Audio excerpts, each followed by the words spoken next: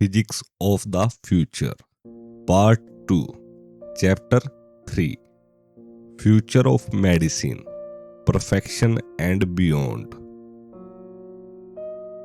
Mythology में God's के पास सबसे बड़ी शक्ति थी जीवन और मृत्यु पर कंट्रोल, बीमारियों को ठीक करना और जीवन को लंबा करना। इंसान की सबसे बड़ी प्रेयर भी यही थी, बीमारी और मृत्यु से मुक्ति। ग्रीक और रोमन माइथोलॉजी में सुबह की देवी ईओस की कहानी मिलती है। उसे एक मोर्टल इंसान से जिसका नाम तिथियोस था उससे प्यार हो गया। ईओस इमोर्टल थी, लेकिन तिथियोस बूढ़ा होकर मरने वाला था। ईओस ने ज्यूस से तिथियोस को इमोर्टली देने की प्रेयर की। ज्यूस ने यह वरदान दे दिया, लेकिन ईओस इटर्नल यूथ मांगना भूल गई। नतीजा यह हुआ कि तिथियोस अमर तो हो गया, पर उसका शरीर बूढ़ा और कमजोर होता चला गया। वह मर भी नहीं सकता था और दर्द के साथ अनंत जीवन जीता रहा। यही आज की साइंस के सामने सबसे बड़ी चुनौती है। सिर्फ लाइफ एक्सटेंशन काफी नहीं है। परफेक्ट हेल्थ के बिना लंबा जीवन एक पनिशमेंट बन सकता है। 21st सेंचुरी में साइंटिस्ट लाइफ के कोड को पढ़ रहे हैं, यानी ह्यूमन जीनोम को। इससे एजिंग को समझने में क्रांतिकारी बदलाव आ सकता है, लेकिन बिना सेहत के लंबी उम्र बेकार है। इसी सेंचुरी के लास्ट तक इंसान के पास भी लाइफ और डेथ पर काफी हद तक कंट्रोल होगा। यह पावर सिर्फ इलाज तक सीमित नहीं रहेगी, बल्कि ह्यूमन बॉडी को एनहांस करने और नई लाइफ फॉर्म्स बनाने तक जाएगी। यह सब प्रेयर से नहीं होगा, बायोटेक्नोलॉजी से होगा। इस रेवोल्यूशन के सेंटर में साइंटिस्ट रॉबर्ट लेंजा जैसे लोग हैं। वह न्यू जनरेशन बायोलॉजिस्ट है, तेज, एनर्जेटिक और इनोवेटिव। उनका काम क्लोनिंग, स्टीम सेल्स और टिश्यू इंजीनियरिंग तक फैला है। पहले के बायोलॉजिस्ट कीड़े मकोड़ों का स्लो स्टडी करते थे। लेंजा उस पुराने ढर्रे के नहीं है। हाई स्कूल में ही डीएनए की खोज से इंस्पायर्ड होकर उन्होंने अपने कमरे में चिकन क्लोनिंग का एक्सपेरिमेंट सोचा। हार्वर्ड में एडवाइस लेने पहुंचे और गलती से एक सीनियर रिसर्चर को जेनिटर समझ बैठे। यहीं से उनका करियर उड़ान भर गया। आज लेंजा एडवांस्ड सेल टेक्नोलॉजी के चीफ साइंटिस्ट ऑफिसर है। उन्होंने इंडेंजर्ड स्पीसीज बेंटेंग को क्लोन किया और ह्यूमन एम्ब्रोइक स्टीम सेल्स पर हिस्टोरिक काम किया है। मेडिसिन का पहला स्टेज हजारों साल चला। इसमें सुपरस्टिशंस, विचक्राफ्ट हावी थे। लाइफ एक्सपेक्टेंसी सिर्फ 18 से 20 साल थी। दूसरा स्टेज आया 19th सेंचुरी में, जब जर्म थ्योरी और सैनिटेशन शुरू हुई। वर्ल्ड वॉर 1 के दौरान रियल एक्सपेरिमेंट और पीयर रिव्यूड जर्नल्स की जरूरत पड़ी। एंटीबायोटिक्स और वैक्सीन ने लाइफ एक्सपेक्टेंसी को 70 साल तक पहुंचा दिया। तीसरा स्टेज है मोलिकुलर मेडिसिनल। यह फिजिक्स, केमिस्ट्री और बायोलॉजी का एक मर्जर है। मेडिसिन अब एटम्स, मॉलिक्यूल और जीन्स तक पहुंच गई है। 1940 में फिजिसिस्ट एरविन श्रोडिंगर ने कहा कि लाइफ किसी स्पिरिट से नहीं, बल्कि एक कोड से चलती है। इसी आइडिया से इंस्पायर्ड होकर वाटसन और क्रिक ने 1953 में डीएनए का स्ट्रक्चर खोजा। डीएनए एक डबल हेलिक्स है, जिसमें ATCG नाम के न्यूक्लियाई एसिड होते हैं। इनका सीक्वेंस ही लाइफ का पूरा कोड है। यहीं से ह्यूमन जीनोम का प्रोजेक्ट शुरू हुआ, 3 बिलियन की कॉस्ट से। 2003 में यह प्रोजेक्ट पूरा हुआ। अब हर इंसान का पर्सनल जीनोम एक ऑनर मैनुअल जैसा होगा। जैसा कि नोबेल लॉरिएट डेविड बेल्टमोर ने कहा, बायोलॉजी आज इंफॉर्मेशन साइंस बन चुकी है। मेडिसिन में जो ये जबरदस्त एक्सप्लोजन हो रहा है, उसके पीछे 2 बड़ी वजह है। पहली क्वांटम थ्योरी और दूसरा कंप्यूटर रेवोल्यूशन। क्वांटम थ्योरी ने हमें यह समझा दिया कि प्रोटीन और डीएनए मॉलिक्यूल में एटम्स कैसे अरेंज्ड होते हैं। आज हम एटम बाय एटम जानते हैं कि लाइफ के मॉलिक्यूल्स कैसे बनते हैं। जीन सीक्वेंसिंग पहले बहुत स्लो, टेडियस और एक्सपेंसिव प्रोसेस था। आज यह पूरा काम रोबोट्स और कंप्यूटर करते हैं। पहले एक इंसान का पूरा जीनोम पढ़ने में कई $1 मिलियन लगते थे। इसीलिए बहुत कम लोगों के जीनोम सीक्वेंस हो पाए, लेकिन आने वाले कुछ सालों में यह टेक्नोलॉजी आम इंसानों तक पहुंच सकती है। राइटर यहाँ एक पुरानी घटना याद करते हैं। 1990s के अंत में फ्रैंकफर्ट जर्मनी में फ्यूचर ऑफ मेडिसिन पर कॉन्फ्रेंस था। राइटर ने कहा था कि 2020 तक पर्सनल जीनोम पॉसिबल हो जाएगा और हर इंसान के पास जीन्स वाला सीडी या चिप हो सकता है। एक व्यक्ति गुस्से में खड़ा हुआ और बोला कि यह इम्पॉसिबल है। उसका सोचना लीनियर था, वह मूरिज लॉ को समझ नहीं पाया, जिसने बायोलॉजी की लागत ड्रामेटिकली घटा दी है। स्टैनफोर्ड के इंजीनियर स्टेफन आर क्वेक ने जीन सीक्वेंसिंग की कॉस्ट $50,000 तक गिरा दी है। उनका मानना है कि कुछ सालों में ये लगभग $1,000 हो जाएगी। साइंटिस्ट का मानना है कि $1,000 की लिमिट टूटते ही मास जीन सीक्वेंसिंग शुरू हो जाएगी। कुछ दशकों में पूरा जीनोम पढ़ने की कॉस्ट लगभग $100 से भी कम हो सकती है। क्वेक दुनिया के 8वें व्यक्ति बने जिनका पूरा जीनोम सीक्वेंस हुआ। उन्होंने अपने जीनोम में हार्ट डिसीज का रिस्क भी देखा। एक जीन ऐसा निकला जो हार्ट डिसीज से जुड़ा था। उन्होंने कहा, अपना जीनोम देखना स्ट्रॉन्ग स्टमक मांगता है। राइटर को भी वही अजीब फीलिंग हुई थी जब उनका बीबीसी डिस्कवरी के लिए जीनोम पार्शली स्कैन हुआ। ब्लड सैंपल वेंडरबिल्ट यूनिवर्सिटी गया। 2 हफ्तों बाद एक सीडी रोम आई जिसमें राइटर के हजारों जीन्स लिस्टेड थे। उस सीडी को हाथ में पकड़कर अजीब एहसास हुआ, वही राइटर की बॉडी का ब्लूप्रिंट था। सिद्धांत रूप से राइटर की कॉपी भी बन सकती थी। 4 जीन्स को दुनिया भर के लोगों से मैच किया गया। फिर मैप पर डॉट्स दिखाए गए। डॉट्स तिब्बत से शुरू होकर चाइना होते हुए जापान तक गए। यह राइटर के मदर के एंसेस्टर के एंशिएंट माइग्रेशन स्टोरी थी। फ्यूचर में बहुत कम लोग अपने जीनोम का ब्लूप्रिंट हाथ में लेकर यह अजीब एहसास महसूस करेंगे। साइंटिस्ट के लिए एक नया फील्ड खोलता है जिसे बायो इन्फॉर्मेटिक्स कहते हैं। कंप्यूटर की हेल्प से हजारों जीनोम्स को एनालाइज किया जाएगा। अगर किसी डिसीज से सैकड़ों लोगों के जीनोम्स कंप्यूटर में डाले तो डैमेज डीएनए की एग्जैक्ट लोकेशन निकाली जा सकती है। यह सीएसआई जैसे टीवी शोज को भी बदल देगा। हेयर, सलाइवा या ब्लड से सिर्फ पहचान ही नहीं, शायद फेस तक रिकंस्ट्रक्ट हो सकेगा। आइडेंटिकल ट्विंस के फेसेस इस बात का सबूत है कि जेनेटिक्स चेहरे को काफी हद तक तय करता है। फ्यूचर में डॉक्टर की विजिट पूरी तरह बदल जाएगी। वॉल स्क्रीन पर डॉक्टर अक्सर सॉफ्टवेयर प्रोग्राम होगा। बाथरूम में सेंसर होंगे जो ट्यूमर बनने से सालों पहले कैंसर डिटेक्ट कर लेंगे। करीब 50% कैंसर P53 जीन म्यूटेशन से जुड़े हैं जो आसानी से पकड़ में आ सकते हैं। कैंसर मिलने पर नैनो पार्टिकल्स ब्लड स्ट्रीम में भेजे जाएंगे। ये स्मार्ट बम्स की तरह है, सिर्फ कैंसर सेल्स पर अटैक करेंगे। आज की कीमोथेरेपी फ्यूचर में लीची जैसी लगेगी। अगर वॉल स्क्रीन डॉक्टर किसी ऑर्गन को ठीक न कर पाए तो नया ऑर्गन उगा लिया जाएगा। आज यूएसए में 91,000 लोग ऑर्गन ट्रांसप्लांट के वेट में हैं। हर दिन 18 लोग ऑर्गन न मिलने से मर जाते हैं।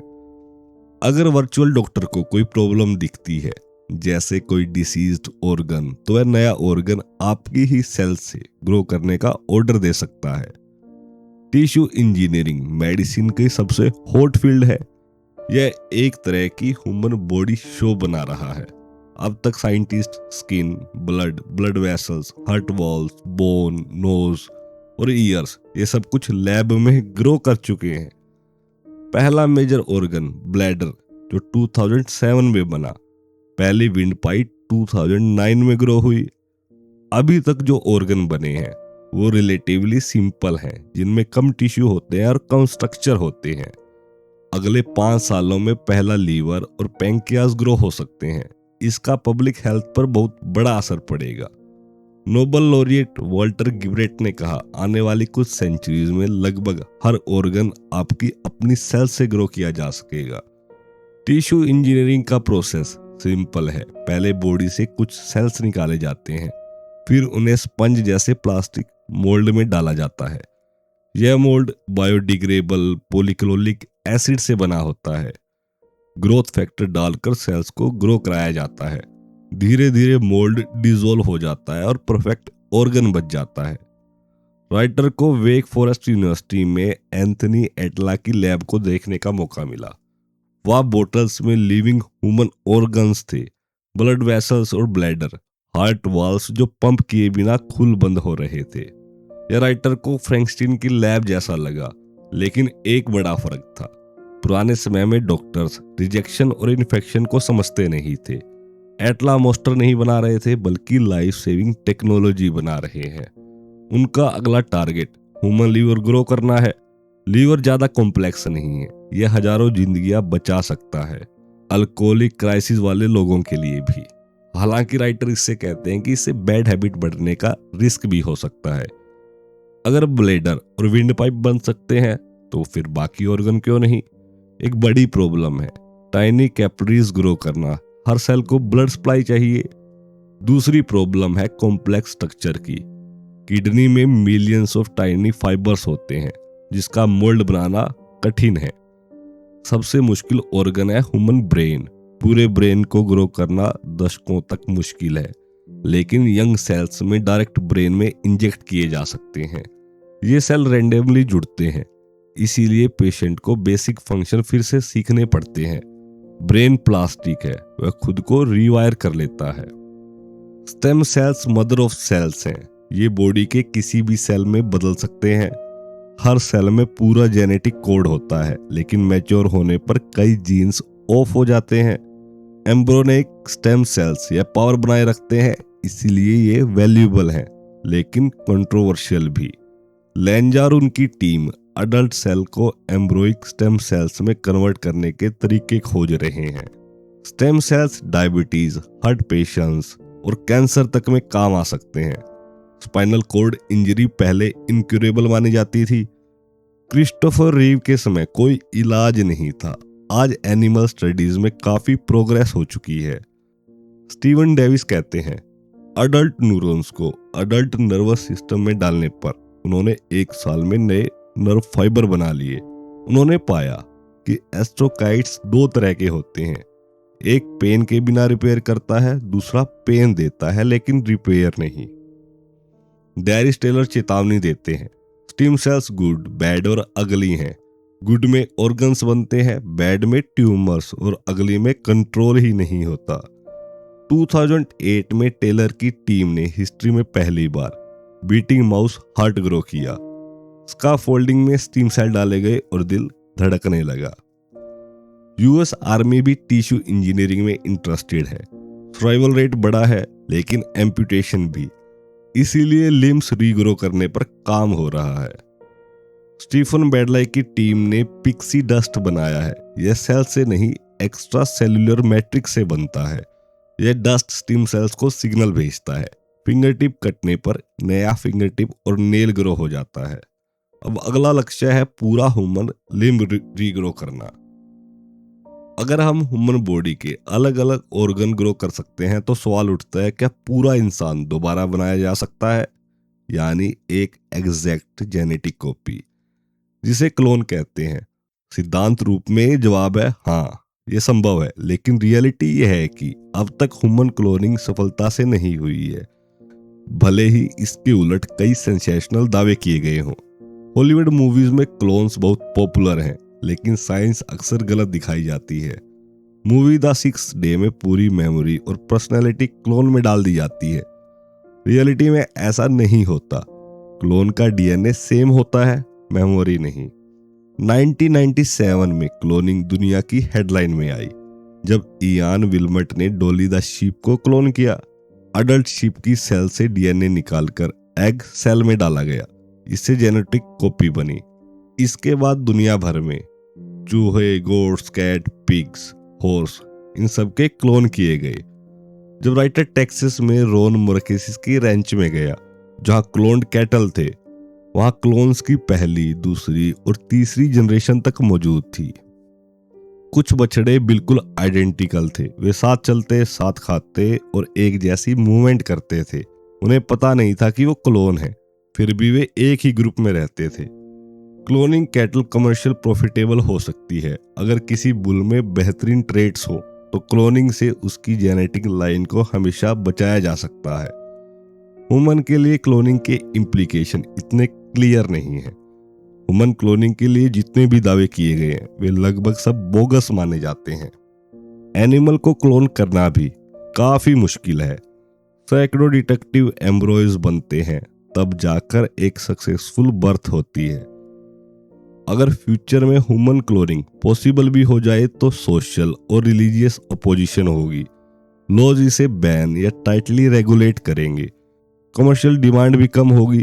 आखिर आइडेंटिकल ट्विंस पहले से मौजूद है, इसलिए क्लोनिंग का नोवेलिटी धीरे धीरे खत्म हो जाएगी।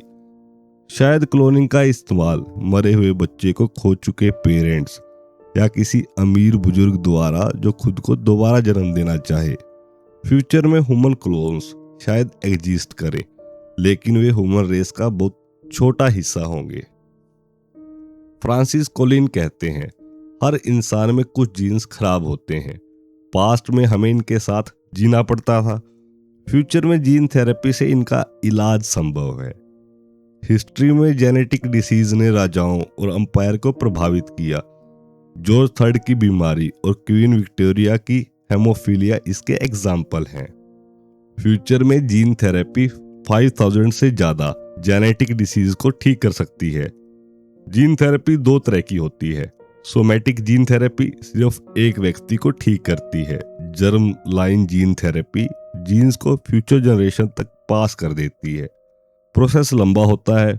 पहले डिसीज जीन की लोकेशन खोजी जाती है और फिर हेल्दी जीन को हार्मलेस वायरस में डालकर पेशेंट में इंजेक्ट किया जाता है। 2001 तक 500 से ज्यादा जीन थेरेपी ट्रायल्स चल रहे थे। उनका रिजल्ट मिक्स ही रहा। कभी बॉडी वायरस को अटैक कर देती, कभी सही सेल्स तक जीन पहुंचता ही नहीं। 2000 में फ्रांस के SCID बच्चों का इलाज हुआ। इम्यून सिस्टम एक्टिवेट हो गया, लेकिन सेटबैक भी आए। 1919 में एक पेशेंट की डेथ हुई। कुछ क्योर्ड पेशेंट में ल्यूकेमिया डेवलप हुआ। फिर भी प्रोग्रेस जारी है। आज कुछ SCID पेशेंट बिल्कुल डिसीज फ्री हैं। कैंसर भी जीन थेरेपी का ही टारगेट है। लगभग 50% कैंसर P53 जीन से जुड़े हैं। हेल्थी P53 डालकर कई कैंसर फ्यूचर में क्योर हो सकते हैं। 2006 में मेटास्टिक मेलानोमा का इलाज हुआ।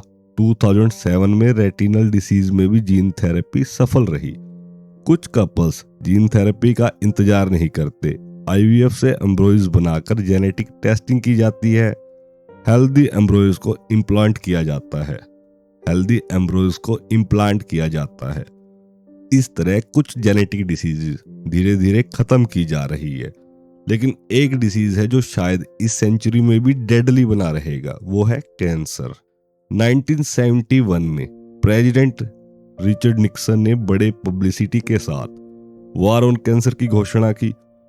उनका मानना था कि अगर कैंसर पर पैसा डाला जाए तो जल्दी क्योर मिल जाएगा। लेकिन 40 साल और करीब 200 बिलियन खर्च करने के बाद भी कैंसर आज भी अमेरिका में दूसरी सबसे बड़ी बीमारी है, और यह दूसरा सबसे बड़ा डेथ कॉज भी है। यह कुल डेथ के करीब 25% के लिए जिम्मेदार है। 1950 से 2005 तक कैंसर डेथ रेट सिर्फ 5% ही कम हुआ।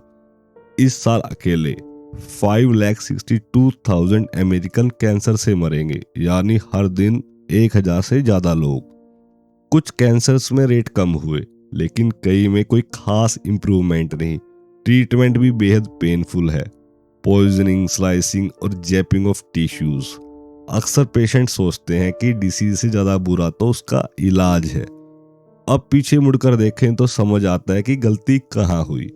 1971 में जेनेटिक इंजीनियरिंग नहीं थी और कैंसर के कारण पूरी तरह मिस्टीरियस थे। आज साइंटिस्ट जानते हैं कि कैंसर असल में जीन्स की बीमारी है। वायरस, केमिकल, रेडिएशन या चांस से जीन्स में म्यूटेशन होते हैं। सेल मरना भूल जाते हैं और बिना लिमिट रिप्रोड्यूस करने लगते हैं। कैंसर बनने के लिए आमतौर पर 4 या उससे ज्यादा जीन्स खराब होने पड़ते हैं। इसलिए कैंसर अक्सर डेकेड्स बाद दिखाई देता है। बचपन का एक सीवियर सनबर्न कई साल बाद स्किन कैंसर बन सकता है। बीच के समय में और म्यूटेशंस जुड़ते रहेंगे। कैंसर जीन्स मुख्य रूप से दो तरह के होते हैं। ऑन्कोजीन्स एसिलेटर जैसे होते हैं जो सेल ग्रोथ को तेज कर देते हैं। ट्यूमर सुप्रेसर्स ब्रेक्स जैसे होते हैं जो डैमेज होने पर सेल को रोक नहीं पाते। कैंसर जीनोम प्रोजेक्ट का लक्ष्य है अधिकतर कैंसर के जीन सीक्वेंस करना। यह प्रोजेक्ट ह्यूमन जीनोम प्रोजेक्ट से सैकड़ों गुना बड़ा है। 2009 में स्किन और लंग कैंसर पर पहले रिजल्ट आए। साइंटिस्ट हैरान रह गए। लंग कैंसर सेल में 23,000 म्यूटेशन मिले। मेलानोमा सेल में 33,000 म्यूटेशंस पाए गए। एक स्मोकर में हर 15 सिगरेट पर एक म्यूटेशंस बनती है। दुनिया में हर साल 1 मिलियन लोग लंग कैंसर से मरते हैं, ज्यादातर स्मोकिंग की वजह से। बॉडी में 100 से ज्यादा तरह के कैंसर हैं। हर टिश्यू में अलग कैंसर हो सकता है और हर कैंसर में हजारों म्यूटेशंस होती हैं। इसलिए साइंटिस्ट एक क्योर नहीं बल्कि अलग अलग कैंसर के अलग इलाज खोजेंगे। कैंसर असल में एक बीमारी नहीं बल्कि बीमारियों का एक पूरा ग्रुप है। फ्यूचर ट्रीटमेंट मॉलिक्यूलर और जेनेटिक लेवल पर होंगे। इनमें शामिल है anti angiogenesis, nano particles, gene therapy जो P53 जीन्स की है और टारगेटेड ड्रग्स। मैजिक बुलेट मिलने की संभावना कम है। कैंसर धीरे धीरे स्टेप बाय स्टेप काबू में आएगा। सबसे बड़ा फायदा तब होगा जब डीएनए चिप्स हमारे एनवायरनमेंट में होगी जो ट्यूमर बनने से सालों पहले कैंसर सेल्स डिटेक्ट कर लेंगी। जैसा नोबेल लॉरिएट डेविड बेल्टमोर कहते हैं, कैंसर एक आर्मी है जो हमारी थेरेपी से लड़ती है और यह लड़ाई लगातार चलती रहेगी। जीन थेरेपी में अब तक सेटबैक्स रहे हैं, लेकिन रिसर्चर मानते हैं कि आने वाले दशकों में स्टेडी प्रोग्रेस होगी। मिड सेंचुरी तक जीन थेरेपी कई जेनेटिक डिसीजेस के लिए स्टैंडर्ड ट्रीटमेंट बन सकती है। एनिमल स्टडीज में जो सक्सेस मिली है वही धीरे धीरे ह्यूमन स्टडीज पर ट्रांसलेट होगी। अब तक जीन थेरेपी मेनली उन डिसीजेस पर थी जो सिंगल जीन म्यूटेशन से होती हैं। ये सबसे पहले क्योर होंगी, लेकिन कई बड़ी डिसीजेस मल्टीपल जीन्स और एनवायरनमेंट दोनों से जुड़ी है। इनमें डायबिटीज, शीजोफ्रेनिया, पार्किंसंस और हार्ट डिसीजेस शामिल है। इन डिसीज में जेनेटिक पैटर्न तो दिखता है, लेकिन कोई सिंगल जीन जिम्मेदार नहीं। एक शीजोफ्रेनिक व्यक्ति का आइडेंटिकल ट्विन भी नॉर्मल हो सकता है। शीजोफ्रेनिया के जीन्स पर कई बार अनाउंसमेंट हुई, लेकिन इंडिपेंडेंट स्टडीज अक्सर उन्हें वेरीफाई नहीं कर पाई। इससे लगता है कि इसमें कई जीन्स और एनवायरमेंटल फैक्टर इन्वॉल्व हैं। मिड सेंचुरी तक जीन थेरेपी कम से कम सिंगल जीन डिसीज के लिए वेल एस्टेब्लिश्ड हो जाएगी, लेकिन लोग सिर्फ जीन्स ठीक कराने से संतुष्ट नहीं होंगे, वे उन्हें इम्प्रूव भी कराना चाहेंगे। मिड सेंचुरी तक साइंटिस्ट ब्रोकन जीन्स ठीक करने से आगे बढ़कर जीन्स को एनहांस भी करेंगे। सुपर ह्यूमन एबिलिटीज की चाह बहुत पुरानी है। ग्रीक और रोमन माइथोलॉजी में भी हरक्यूलस की ताकत एक्सरसाइज से नहीं डिवाइन जीन्स से आई थी। फ्यूचर में हम डिवाइन जीन्स तो नहीं, लेकिन अनहैंस्ड जीन जरूर बना पाएंगे। हालांकि इस टेक्नोलॉजी को लाने में कई मुश्किलें होंगी। मिड सेंचुरी तक डिजाइनर चिल्ड्रन एक रियलिटी बन सकते हैं। ईओ विल्सन के according human species natural selection से आगे बढ़कर खुद तय करेंगे कि उसे क्या बनना है।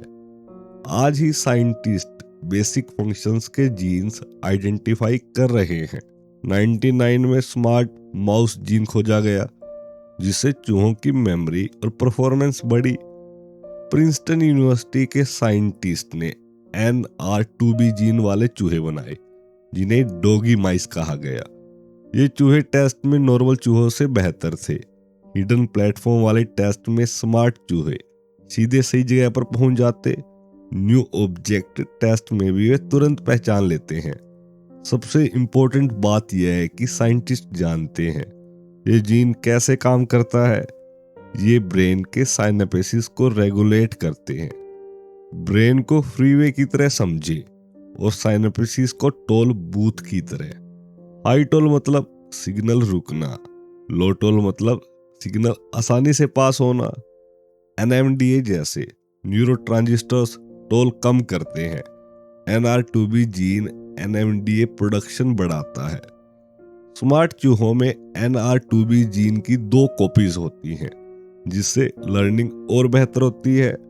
ये हब रूल को कंफर्म करता है कि लर्निंग तब होती है जब न्यूरल पाथवे स्ट्रॉन्ग होता है।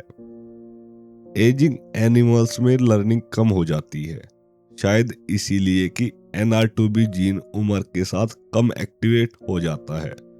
मेमोरीज भी शायद स्ट्रॉन्ग साइनेप्टिक कनेक्शन से बनती है और NMDA रिसेप्टर एक्टिवेशंस इन कनेक्शंस को मजबूत करता है। इसके अलावा माइटी माउस जीन्स भी खोजा गया, जिससे माउस की मसल मास असाधारण रूप से बढ़ जाता है। यह जीन मोस्टेटेटिन से जुड़ा है, जो नॉर्मली मसल ग्रोथ को कंट्रोल करता है। 1997 में साइंटिस्ट ने पाया कि अगर चूहों में माइस्टोटिन जीन को साइलेंस कर दिया जाए तो मसल बहुत तेजी से बढ़ते हैं। इसके बाद जर्मनी में एक न्यूबॉर्न बेबी मिला, जिसके आर्म्स और लेग्स असामान्य रूप से मस्कुलर थे। जीन सीक्वेंसिंग से पता चला कि उसके शरीर में माइस्टोटिन लगभग नहीं था। जॉन हॉपकिंस मेडिकल स्कूल के लिए साइंटिस्ट पहले मसल डिसीज पेशेंट्स के लिए उत्साहित थे, लेकिन आधे से ज्यादा कॉल्स बॉडी बिल्डर के आए जो मसल बढ़ाना चाहते थे।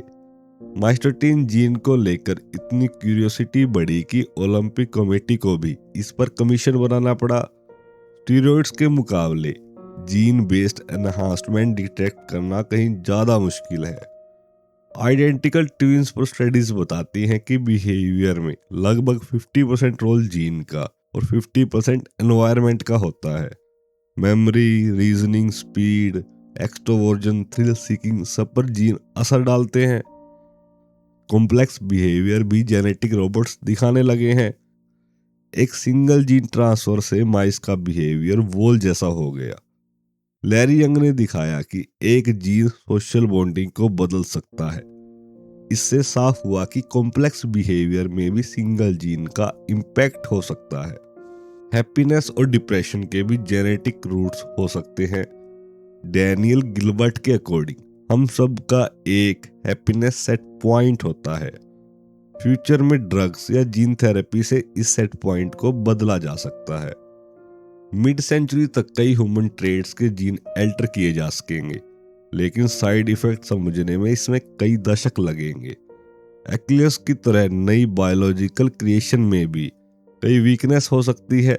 स्मार्ट माइस का एग्जाम्पल ले, जिनकी मेमोरी स्ट्रॉन्ग है लेकिन वे फियर से पैरालाइज्ड हो जाते हैं। साइंटिस्ट अब समझते हैं कि भूलना भी उतना ही जरूरी है जितना याद रखना, और मेमोरी समझ को बिगाड़ सकती है। 1920s में फोटोग्राफिक मेमोरी वाला व्यक्ति हर शब्द याद रखता था, लेकिन मेटाफर समझ नहीं पाता था। टू मच मेमोरी कंफ्यूजन पैदा कर सकती है। ऑप्टिमल इंटेलिजेंस के लिए रिमेम्बरिंग और फॉरगेटिंग दोनों का बैलेंस बहुत जरूरी है। आज बॉडी बिल्डर EPO और IGF जैसे एनहांसमेंट मेथड की ओर तेजी से बढ़ रहे हैं। EPO एंड्योरेंस बढ़ाता है, लेकिन स्ट्रोक और हार्ट अटैक का रिस्क भी। IGF मसल बढ़ाता है, लेकिन ट्यूमर ग्रोथ से भी जुड़ा है। जेनेटिक एनहांसमेंट पर लॉस बन भी जाए तो उन्हें रोकना मुश्किल होगा। पेरेंट्स नेचुरली चाहते हैं कि उनके बच्चों को हर एडवांटेज मिले। अगर पड़ोसी का बच्चा जेनेटिकली एनहांस्ड हुआ तो प्रेशर बनेगा कि अपना बच्चा भी पीछे न रहे। जॉर्ज डी बेनफोर्ड के अकॉर्डिंग पेरेंट्स यह सोचकर रजिस्ट नहीं कर पाएंगे कि वह बच्चे को कॉम्पिटिटिव दुनिया में एक्स्ट्रा एडवांटेज दे रहे हैं। मिड सेंचुरी तक जेनेटिक एनहांसमेंट कॉमन हो सकते हैं। स्पेस एक्सप्लोरेशन और हॉस्टाइल प्लैनेट्स पर रहने के लिए जरूरी भी हो सकते हैं। कुछ लोग हेल्थ और हैप्पीनेस के लिए डिजाइनर जीन चाहेंगे, कुछ कॉस्मेटिक रीजंस के लिए। सबसे बड़ा सवाल होगा, सीमा कहाँ खींची जाए। ह्यूमन रेस को अनहांस्ड और अनअनहांस्ड ग्रुप्स में बंटने से बचना होगा। सोसाइटी को डेमोक्रेटिकली तय करना होगा कि टेक्नोलॉजी कितनी दूर जाए। संभावना है कि laws disease curing gene therapy को अलाउ करे, लेकिन कॉस्मेटिक एनहांसमेंट को रिस्ट्रिक्ट करे। इससे ब्लैक मार्केट भी बन सकती है, जहां थोड़े से लोग जेनेटिकली एनहांस्ड होंगे। अपीयरेंस बदलने के लिए प्लास्टिक सर्जरी पहले से है, इसीलिए जेनेटिक रूट जरूरी नहीं, लेकिन पर्सनैलिटी जीन से छेड़छाड़ सबसे ज्यादा खतरनाक हो सकती है। बिहेवियर जीन्स कॉम्प्लेक्स होते हैं और उनके साइड इफेक्ट समझने में कई सेंचुरी लग सकते हैं। अब सबसे बड़ा सवाल बचता है, क्या हम जीन से ह्यूमन लाइफ स्पैन को ड्रामेटिकली बढ़ा पाएंगे? इतिहास में राजाओं और वॉरलॉर्ड के पास साम्राज्यों पर शक्ति थी, लेकिन एजिंग पर नहीं। इसलिए इमोर्टेलिटी की खोज मानव इतिहास की सबसे पुरानी क्वेस्ट में से एक है। बाइबल में एडम और ईव को गार्डन ऑफ ईडन से निकाला गया, क्योंकि गॉड को डर था कि वो इमोर्टेलिटी का रहस्य जान न ले। ट्रीज ऑफ लाइफ हमेशा से फॉरबिडन रहा है। एपिक ऑफ गिलमेश में भी एक योद्धा अपने मित्र की मृत्यु के बाद इमोर्टेलिटी खोजने निकलता है, लेकिन आखिर में वह रहस्य उसके हाथ से फिसलता जाता है। इन कहानियों से साफ है, इंसान हजारों साल से बुढ़ापे और मौत से लड़ना चाहता है। चाइना के एम्परर क्वीन ने भी फाउंटेन ऑफ यूथ खोजने के लिए जहाज भेजे, लेकिन वह असफल रहे। लंबे समय तक साइंटिस्ट मानते थे कि लाइफ स्पैन फिक्स्ड है और साइंस से बेहतर है, लेकिन हाल के वर्षों में यह धारणा टूट गई है। ग्रेनेटोलॉजी अब एक हॉट फील्ड बन चुका है, जहां भारी फंडिंग और कमर्शियल इंटरेस्ट है। अब साइंटिस्ट जानते हैं कि एजिंग क्या है। जीन्स और सेल्स में एरर का जमा होना, फ्री रेडिकल्स, ऑक्सीडेशन और मोलिकुलर जंक सेल्स को नुकसान पहुंचाते हैं। यह process second law of thermodynamics से जुड़ा है, जहां एंट्रोपी यानी केओस हमेशा बढ़ता है। इसलिए डीके और डेथ यूनिवर्सल है, लेकिन एक लूप होल है। एंट्रोपी एक जगह घट सकती है अगर कहीं और बढ़े। ऑस्कर विल्ड के डोरियन ग्रे की तरह यूथ कहीं और से प्राइस चुकवाती है। रेफ्रिजरेटर भी यही प्रिंसिपल दिखाता है, अंदर ठंडक पीछे हीट। रिचर्ड फेमैन ने कहा कि बायोलॉजी में डेथ की इनएविबिलिटी पूरी तरह सिद्ध नहीं हुई, यानी एजिंग को समझा और बदला जा सकता है। एस्ट्रोजन महिलाओं को मोनोपोज तक यंग रखता है, लेकिन इसकी कीमत सेलुलर वियर और ब्रेस्ट कैंसर का रिस्क हो सकती है। रिसेंट रिसर्च ने दिखाया है कि एनिमल्स को लंबा जीने के लिए ब्रीड किया जा सकता है। फ्रूट फ्लाइज, वॉर्म्स, यीस्ट सबके लाइफ स्पैन बढ़ाए गए। माइकल रोज ने फ्रूट फ्लाइज की लाइफ 70% तक बढ़ाई। थॉमस जॉनसन ने एज 1 जीन खोजा, जिससे वॉर्म्स 110% ज्यादा जिए। एजिंग जीन्स जो एज 1 और DF2 है, ये लोअर ऑर्गेनिजम्स में मिले हैं और इनके काउंटर पार्ट्स ह्यूमंस में भी हैं। ह्यूमंस पर टेस्टिंग मुश्किल है, लेकिन पर्सनल जीनोम्स इस काम को तेज करेंगे। ओल्ड और यंग लोगों के लिए जीनोम्स कंपेयर करके एजिंग जीन्स पहचाने जा सकेंगे। साइंटिस्ट पहले ही करीब 60 जीन्स पहचान चुके हैं, जहां एजिंग कंसंट्रेट होती है। लॉन्जिविटी फैमिलीज में थोड़ी चलती है, लेकिन जीन्स सिर्फ 35% रोल निभाते हैं, बाकी एनवायरनमेंट और लाइफस्टाइल। जेनेटिक स्टडीज बताती है कि एजिंग मुख्य रूप से सेल के इंजन माइक्रोकॉन्ड्रिया में होती है। इससे साइंटिस्ट टारगेटेड रिपेयर की ओर बढ़ रहे हैं। 2050 तक स्टेम सेल्स, जीन थेरेपी और बॉडी शॉप से एजिंग स्लो हो सकती है। 150 साल तक जीना पॉसिबल हो सकता है। 2100 तक सेल रिपेयर तेज करके एजिंग रिवर्स करने की संभावना है, और ह्यूमन लाइफ स्पैन आज की कल्पना से कहीं आगे जा सकता है। यह थ्योरी एक अजीब लेकिन बार बार देखी गई बात समझा सकती है। कैलोरिक रिस्ट्रिक्शन यानी कैलोरीज को करीब 30% या उससे ज्यादा कम करना लाइफ स्पैन को भी करीब 30% बढ़ा देता है। अब तक जितने भी ऑर्गेनिज्म स्टडी किए गए हैं, जैसे यीस्ट, इंसेक्ट, रैबिट, अब मोंकी तक, सभी में ये इफेक्ट दिखाई दिया है। रिस्ट्रिक्टेड डाइट वाले एनिमल्स में कम ट्यूमर्स, कम हार्ट डिसीज, कम डायबिटीज और एजिंग से जुड़ी कम बीमारियां पाई गई। असल में कैलोरिक रिस्ट्रिक्शन अब तक एकमात्र ऐसा तरीका है जो ऑलमोस्ट पूरे एनिमल किंगडम में हर बार लाइफ स्पैन बढ़ाता है। लंबे समय तक प्राइमेट्स पर डेटा नहीं था क्योंकि वे बहुत लंबे समय तक जीते हैं। 2009 में यूनिवर्सिटी ऑफ विस्कॉन्सिन की स्टडी ने रीशियस मंकी पर 20 साल का डेटा दिया। रिस्ट्रिक्टेड डाइट वाले मंकीज ओवरऑल ज्यादा हेल्थी थे, डायबिटीज, कैंसर और हार्ट डिसीज कम था। इसका एक एक्सप्लेनेशन यह है कि नेचर एनिमल्स को एनर्जी यूज करने के दो विकल्प देता है। प्लेंटी के समय एनर्जी रिप्रोडक्शन में जाती है, फेमाइन के समय रिप्रोडक्शन बंद, मेटाबॉलिज्म स्लो और लाइफ स्पैन बढ़ जाता है। एनिमल किंगडम में नियर स्टार्वेशन पर एक कॉमन स्थिति रही है, इसलिए लॉन्जिविटी एक सर्वाइवल स्ट्रेटेजी बन गई है। प्रॉब्लम यह है कि कैलोरिक रिस्ट्रिक्शन ह्यूमन के लिए कोई मजेदार लाइफ नहीं है। ऐसा खाना कोई वॉलंटरी नहीं खाना चाहता। सीवियर रिस्ट्रिक्शन से एनिमल लेथार्जिक हो जाते हैं और सेक्स ड्राइव भी खत्म हो जाती है। इसीलिए साइंटिस्ट ऐसा जीन ढूंढ रहे हैं जो स्टार्वेशन के बिना कैलोरिक रिस्ट्रिक्शंस के बेनिफिट दे सके। 1991 में MIT के लिनोर्ड गोरंटी और उनके कलीग ने यीस्ट में SIR2 जीन खोजा।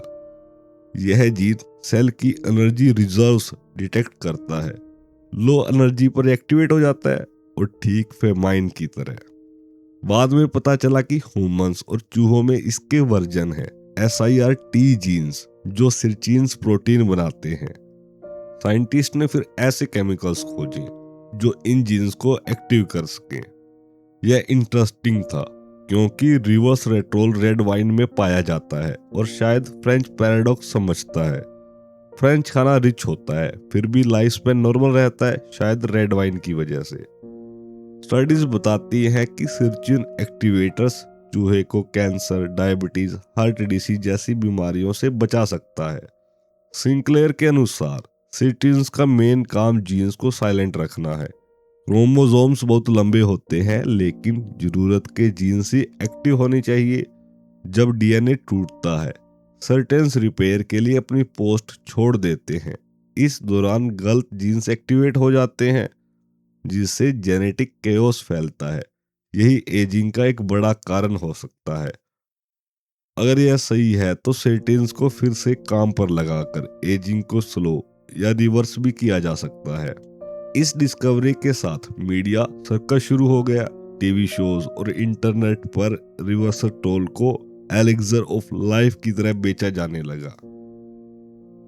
लिनार्ड गारंटी खुद इस हाइप से परेशान थे। उनका कहना था कि रिजल्ट अभी टेंटेटिव है और लोग जल्दबाजी में गलत उम्मीदें बना रहे हैं। फिर भी साइंटिस्ट यह पॉसिबिलिटी पूरी तरह रिजेक्ट नहीं करते कि अगर कभी फाउंटेन ऑफ यूथ मिला तो SIR2 और सिरटेन्स उस कहानी का एक हिस्सा जरूर होंगे। एजिंग रिसर्च में साइंटिफिक इंटरेस्ट इतना ज्यादा बढ़ चुका है कि हार्वर्ड मेडिकल स्कूल ने 2009 में एक स्पेशल कॉन्फ्रेंस रखी। ऑडियंस में कई साइंटिस्ट खुद कैलोरिक रिस्ट्रिक्शंस फॉलो कर रहे थे। कमजोर और दुबले दिखते हुए वे अपनी फिलॉसफी को खुद के शरीर पर टेस्ट कर रहे थे। वहां 120 क्लब के लोग भी थे जिनका गोल है 120 साल तक जीना। वेस्टफेल का साफ कहना था 5, 6 या 7 साल में ऐसी ड्रग होगी जो लॉन्जिविटी बढ़ाएगी। कुछ केमिकल्स जो कुछ साल पहले एग्जिस्ट ही नहीं करते थे अब ट्रायल्स में है। नेशनल इंस्टीट्यूट ऑन एजिंग अब सिस्टमेटिक तरीके से सब्सटेंस टेस्ट कर रहा है। टाइम ही बताएगा एनिमल स्टडीज ह्यूमंस पर लागू होती है या नहीं। बायोटेक पायनियर विलियम हेस्टलाइन कहते हैं कि लाइफ का नेचर मोर्टेलिटी नहीं इमोर्टेलिटी है। DNA खुद एक इमोर्टल मॉलिक्यूल है जो 3.5 बिलियन साल से लगातार कॉपी होता आ रहा है। उनका मानना है कि पहले हम लाइफ स्पैन को 2 या 3 गुना बढ़ाएंगे और अगर ब्रेन को अच्छी तरह समझ लिया तो बॉडी और ब्रेन को इनडेफिनेटली एक्सटेंड भी कर सकते हैं। इवोल्यूशनरी बायोलॉजिस्ट कहते हैं कि इवोल्यूशन का प्रेशर रिप्रोडक्टिव ईयर्स तक ही होता है। उसके बाद ऑर्गेनिज्म बर्डन बन जाता है। इसलिए शायद एजिंग प्रोग्राम्ड है, लेकिन शायद हम खुद को रीप्रोग्राम कर सकते हैं। मैमल्स में एक पैटर्न दिखता है, बिगर एनिमल स्लो मेटाबॉलिज्म रखते हैं और ज्यादा जीते हैं। चूहे फास्ट मेटाबॉलिज्म के कारण 4 साल में मर जाते हैं। एलिफेंट स्लो मेटाबॉलिज्म के कारण 70 साल तक जीते हैं। अगर मेटाबॉलिज्म जेनेटिक डैमेज से जुड़ा है तो slow metabolism long life explain करता है। रेप्टाइल्स एक एनोमली है। एलिगेटर्स और क्रोकोडाइल एज के साथ कमजोर नहीं होते, वो एक्सीडेंट या डिसीज से मरते हैं, ना कोई ओल्ड एज से। जू में ऑलमोस्ट वो इमोर्टल लगते हैं। सेल में टेलोमेरस एक बायोलॉजिकल क्लॉक की तरह काम करते हैं। हर सेल डिवीजन पर टेलोमेरस छोटे होते जाते हैं। लगभग 60 डिवीजन के बाद सेल सेंसेंस में चली जाती है। इसे हेफलिक लिमिट कहते हैं। कैंसर सेल में लिमिट नहीं होती। वे टेलोमेरस एंजाइम बनाते हैं जो टेलोमेरस को शॉर्ट होने से रोकते हैं। लैब में टेलोमेरस बनाया जा चुका है। स्किन सेल्स पर वो अप्लाई करते ही इमोर्टल हो जाता है। लेकिन यहाँ एक बड़ा डेंजर है, कैंसर सेल्स भी इमोर्टल होते हैं। इसीलिए टेलोमेरस थेरेपी केयरफुली कंट्रोल करनी होगी ताकि लाइफ बढ़े, कैंसर नहीं। ह्यूमन लाइफ स्पैन बढ़ने का आइडिया कुछ लोगों के लिए खुशी का कारण तो कुछ लोगों के लिए डरावना सपना है। लोग सोचते हैं पॉपुलेशन एक्सप्लोजन होगा और बहुत ज्यादा बूढ़े लोग देश की इकोनॉमी पर बोझ बन जाएंगे। लेकिन साइंटिस्ट मानते हैं कि बायोलॉजिकल, मैकेनिकल और नैनो टेक्नोलॉजी थेरेपी का मिक्स सिर्फ लाइफ स्पैन नहीं, यूथ भी प्रिजर्व कर सकता है। Nano medicine expert Robert A Freitas कहते हैं कि फ्यूचर में एनुअल चेकअप्स और रिपेयर से बायोलॉजिकल एज को हर साल रीसेट किया जा सकता है। एक्सीडेंट से मौत हो सकती है, लेकिन इंसान आज से 10 गुना ज्यादा जी सकता है। फ्यूचर में life extension fountain of youth पीने से नहीं, बल्कि कई तरीकों के कॉम्बिनेशन से होगी, जैसे वोर्न आउट ऑर्गन्स को टिश्यू इंजीनियरिंग और स्टेम सेल से बदलना, सेल रिपेयर बढ़ाने वाले प्रोटीन और एंजाइम्स लेना, जीन थेरेपी से एजिंग जीन्स को स्लो करना, हेल्दी लाइफस्टाइल मेंटेन करना और नैनो सेंसर से कैंसर जैसी डिसीजेस को सालों पहले डिटेक्ट करना। सबसे बड़ा सवाल यह है कि अगर लोग ज्यादा जीने लगे तो धरती और पॉपुलेट हो जाएगी। इसका क्लियर आंसर किसी के पास नहीं है। कुछ लोग कहते हैं कि लाइफ एक्सपेक्टेंसी पहले से ही 45 से 80 तक पहुंच चुकी है, लेकिन इससे पॉपुलेशन एक्सप्लोजन नहीं हुआ। लोग लॉन्गर कैरियर चुन रहे हैं और चाइल्ड बेयरिंग डिले कर रहे हैं। यूरोप में नेटिव पॉपुलेशन एक्चुअली घट रही है। इसका मतलब ये हो सकता है कि लॉन्गर लाइफ होने पर लोग कम बच्चे पैदा करें या उन्हें ज्यादा गैप के साथ रखें। कुछ लोग इस टेक्नोलॉजी को अननेचुरल मानते हैं, रिलीजियस रीजन से रिजेक्ट कर सकते हैं। पोल्स बताते हैं कि यंग लोग डेथ को नेचुरल मानते हैं, लेकिन नर्सिंग होम्स में रहने वालों से पूछो तो जवाब शायद अलग हो। UCLA के ग्रेग स्टोक कहते हैं कि धीरे धीरे प्लेइंग गॉड की चिंता एक सवाल में बदल जाएगी कि ये पिल कब मिलेगी। 2002 में साइंटिस्ट ने एस्टिमेट किया कि जितने भी इंसान कभी अर्थ पर रहे उनमें से 6% आज भी जिंदा है। एंशिएंट हिस्ट्री में ह्यूमन पॉपुलेशन बहुत कम थी। रोमन एम्पायर के टाइम पर भी सिर्फ 55 मिलियन लोग थे। लास्ट 300 ईयर्स में मॉडर्न मेडिसिन और इंडस्ट्रियल रेवोल्यूशन ने पॉपुलेशन को तेजी से बढ़ाया। 1950 से 1992 तक पॉपुलेशन 2.5 बिलियन से 5.5 बिलियन हो गई और आज ये 6.7 बिलियन है। हर साल 79 मिलियन नए लोग जुड़ते जा रहे हैं। इतिहास में कई डूम्सडे प्रिडिक्शन हुए। 1798 में थॉमस मैथ्यूज ने कहा कि पॉपुलेशन फूड सप्लाई से आगे निकल जाएगी। फैमिन और कोलैप्स की भविष्यवाणी की, लेकिन नए लैंड कॉलोनीज और फूड प्रोडक्शन बढ़ने से सच नहीं हुआ। 1960s में पॉपुलेशन बॉम्ब की वार्निंग आई, लेकिन ग्रीन रेवोल्यूशन ने फूड सप्लाई बढ़ा दी। 1950 से 84 तक ग्रेन प्रोडक्शन 250% तक बढ़ा। अब चिंता फिर बढ़ रही है। फूड प्रोडक्शन फ्लैटन होने वाला है। ओशन से मिलने वाला फूड भी लिमिट पर पहुंच रहा है। यूके के चीफ साइंटिस्ट ने 2030 तक पॉपुलेशन और फूड क्राइसिस की वार्निंग दी है। यूएन के अकॉर्डिंग 2050 तक 70% ज्यादा फूड चाहिए ताकि 2.3 बिलियन एक्स्ट्रा लोगों को खिलाया जा सके। प्रॉब्लम और गंभीर हो सकती है क्योंकि चाइना और इंडिया के 100 ऑफ मिलियंस लोग मिडिल क्लास बन रहे हैं। वे वही लाइफस्टाइल चाहेंगे जो हॉलीवुड में दिखता है, cars, big home, burgers.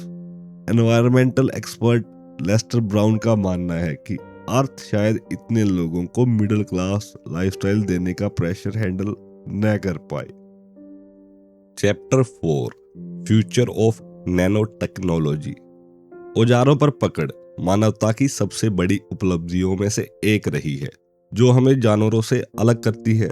Mythology में इसे प्रोमेथियस की आग की कहानी से जोड़ा गया, जहां आग ने इंसानों को शक्ति भी दी और दुख भी। ठीक वैसे ही जैसे आज की नई टेक्नोलॉजीज उम्मीद और खतरे दोनों लेकर आती हैं। इतिहास में हर बड़ा बदलाव टूल्स की मास्टरी से जुड़ा है। जैसे बो एंड एरो से शिकार आसान हुआ, मेटलर्जी से इमारतें और अंपायर्स बने, और अब इंसान एक ऐसे दौर में पहुंच रहा है जहां वह एटम्स को कंट्रोल करने की क्षमता हासिल कर सकता है। इसी सेंचुरी में नैनो टेक्नोलॉजी सबसे पावरफुल टूल बन सकती है, क्योंकि इससे इंडिविजुअल एटम्स को मैनिपुलेट करके सुपर स्ट्रॉन्ग, सुपर लाइट और बिल्कुल नए मटेरियल बनाए जा सकते हैं, जो एक दूसरे इंडस्ट्रियल रेवोल्यूशन की शुरुआत कर सकते हैं। रिचर्ड स्मेली और हेवलेट पैकर्ड जैसे साइंटिस्ट मानते हैं कि फ्यूचर में कंप्यूटर्स को बैक्टीरिया या डस्ट पार्टिकल जितना छोटा बनाना पॉसिबल होगा, और यह केवल इमेजिनेशन नहीं बल्कि सीरियस साइंटिफिक गोल है। यूएस गवर्नमेंट भी नैनो टेक्नोलॉजी को लेकर बहुत गंभीर है, क्योंकि इसके मेडिकल, इंडस्ट्रियल और इकोनॉमिक एप्लीकेशंस इतने बड़े हैं कि नेशंस की इकोनॉमी और पावर बैलेंस इसी पर निर्भर करती है। एक बड़ा कारण यह भी है कि लगभग 2020 के आसपास मूरीज लॉ स्लो पड़ने लगेगा और सिलिकॉन ट्रांजिस्टर्स की लिमिट सामने आएगी। इसीलिए कंप्यूटर्स के फ्यूचर के लिए नैनो टेक्नोलॉजी एक जरूरी विकल्प बन सकती है।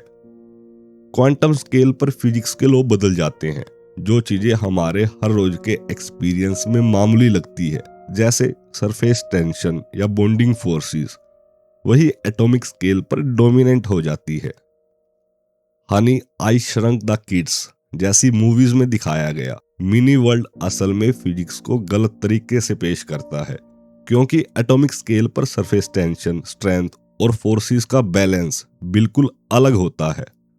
एग्जाम्पल के लिए जायंट आंट या किंग कोंग जैसे क्रिएचर रियल फिजिक्स में टिक नहीं सकते, क्योंकि साइज बढ़ने पर वेट और स्ट्रेंथ का रेशो बदल जाता है और स्ट्रक्चर कोलैप्स हो जाता है। इसी तरह पानी का फ्रीजिंग पॉइंट पर एक्सपेंड होना भी हाइड्रोजन बॉन्डिंग की वजह से है, जो एटॉमिक फोर्सेस का एक क्लासिक एग्जाम्पल है। और यही कारण है कि आइस तैरती है और स्नोफ्लेक्स के 6 साइड होते हैं। एटॉमिक स्केल पर सरफेस टेंशन, हाइड्रोजन बॉन्डिंग और वंडर वॉल्स फोर्सेस के अलावा क्वांटम इफेक्ट्स भी काम करते हैं, जो हर रोज की लाइफ में दिखाई नहीं देते लेकिन असल में हर जगह मौजूद होते हैं। एटम्स ज्यादातर खाली होते हैं, इसीलिए लॉजिक के हिसाब से हमें दीवारों के आर पार निकल जाना चाहिए, क्योंकि न्यूक्लियस और इलेक्ट्रॉन के बीच लगभग पूरा वैक्यूम होता है, फिर भी हम ऐसा नहीं कर पाते।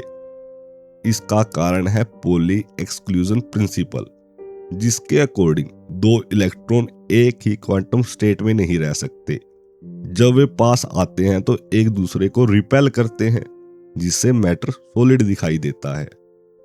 जब हम किसी चेयर पर बैठते हैं या किसी चीज को टच करते हैं तो असल में हम उसे टच नहीं कर रहे होते, बल्कि एटॉमिक और क्वांटम फोर्सेस की वजह से उससे नैनोमीटर दूर पर तैरते हैं। क्वांटम थ्योरी न केवल एटम्स को एक दूसरे से टकराकर कोलैप्स होने से रोकती है, बल्कि उन्हें मॉलिक्यूल्स में बाइंड भी करती है, क्योंकि इलेक्ट्रॉन्स 2 एटम्स के बीच में शेयर हो सकते हैं। यह इलेक्ट्रॉन शेयरिंग हाइंसबर्ग अनसर्टेनिटी प्रिंसिपल की वजह से पॉसिबल है, क्योंकि इलेक्ट्रॉन की एग्जैक्ट पोजीशन पता नहीं होती और वह दोनों एटम्स के बीच में फैला रहता है। अगर क्वांटम थ्योरी न हो तो मॉलिक्यूल्स टिक नहीं पाएंगे और सॉलिड मैटर एग्जिस्ट ही नहीं कर पाएगा, यानी हम खुद पार्टिकल्स के गैस में बदल जाएंगे। क्वांटम लॉ स्केल के साथ बदलते हैं, इसीलिए एटम्स और गैलेक्सीज के रूल अलग होते हैं।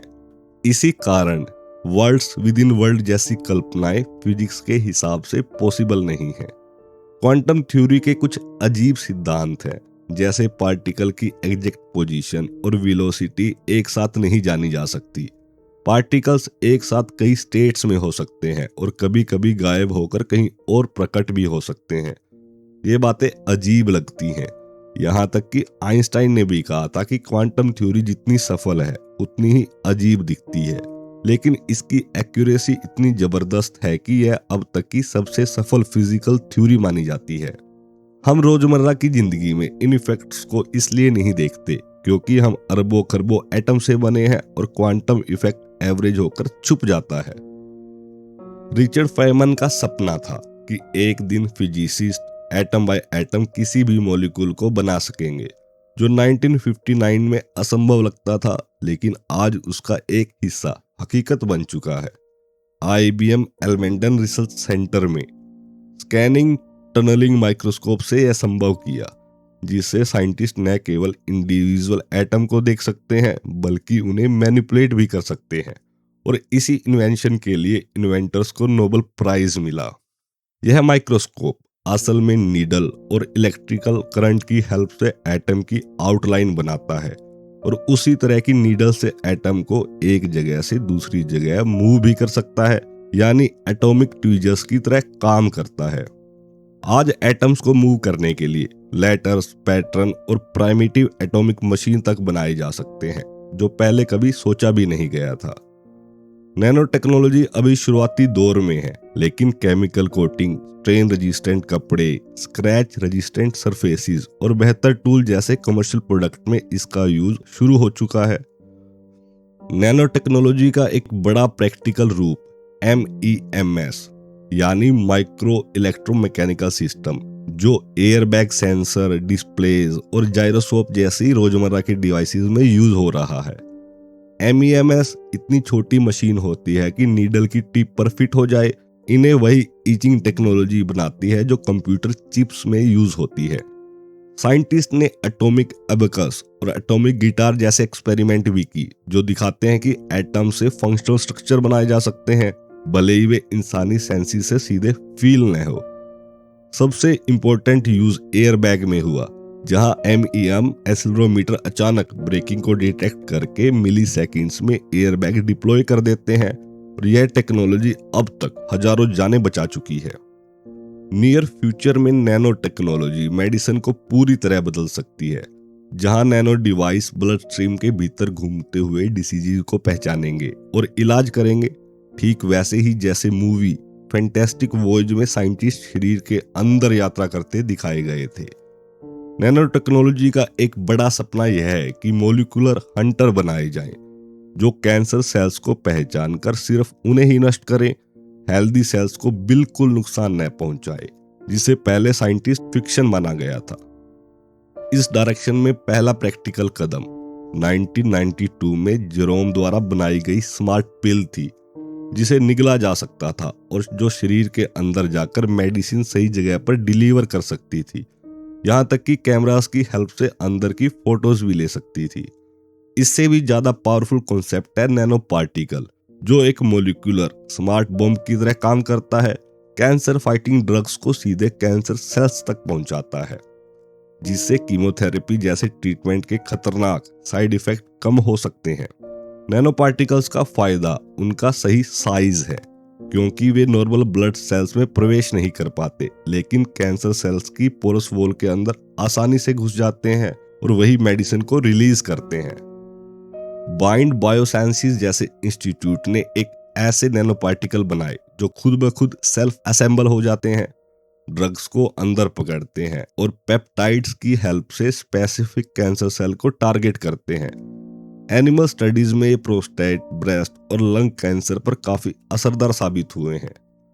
नैनो टेक्नोलॉजी सिर्फ ड्रग्स पहुंचाने तक सीमित नहीं, बल्कि लेजर या मैग्नेटिक फील्ड्स की हेल्प से नैनो पार्टिकल कैंसर सेल को सीधे हार्ट या वाइब्रेशन से नष्ट भी कर सकते हैं, जैसा कि टाइटेनियम डाइऑक्साइड, मैग्नेटिक डिस्क या गोल्ड नैनो पार्टिकल के एक्सपेरिमेंट में देखा गया।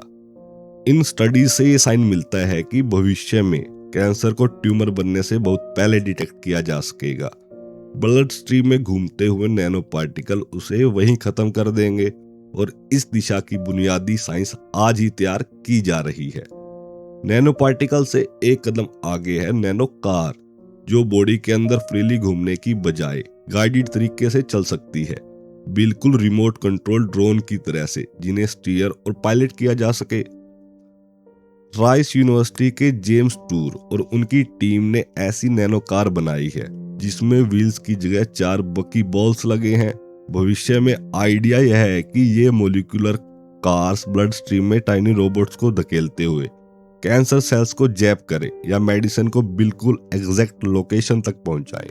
लेकिन बड़ी प्रॉब्लम यह है कि मोलिकुलर कार के पास अपना इंजन नहीं होता, क्योंकि साइंथेटिक मोलिकुलर पावर सोर्स बनाना बहुत कठिन साबित हुआ है, जबकि नेचर इस काम के लिए एटीपी मॉलिक्यूल का यूज करता है, जो हर सेकंड हमारे मसल्स को एनर्जी देता है।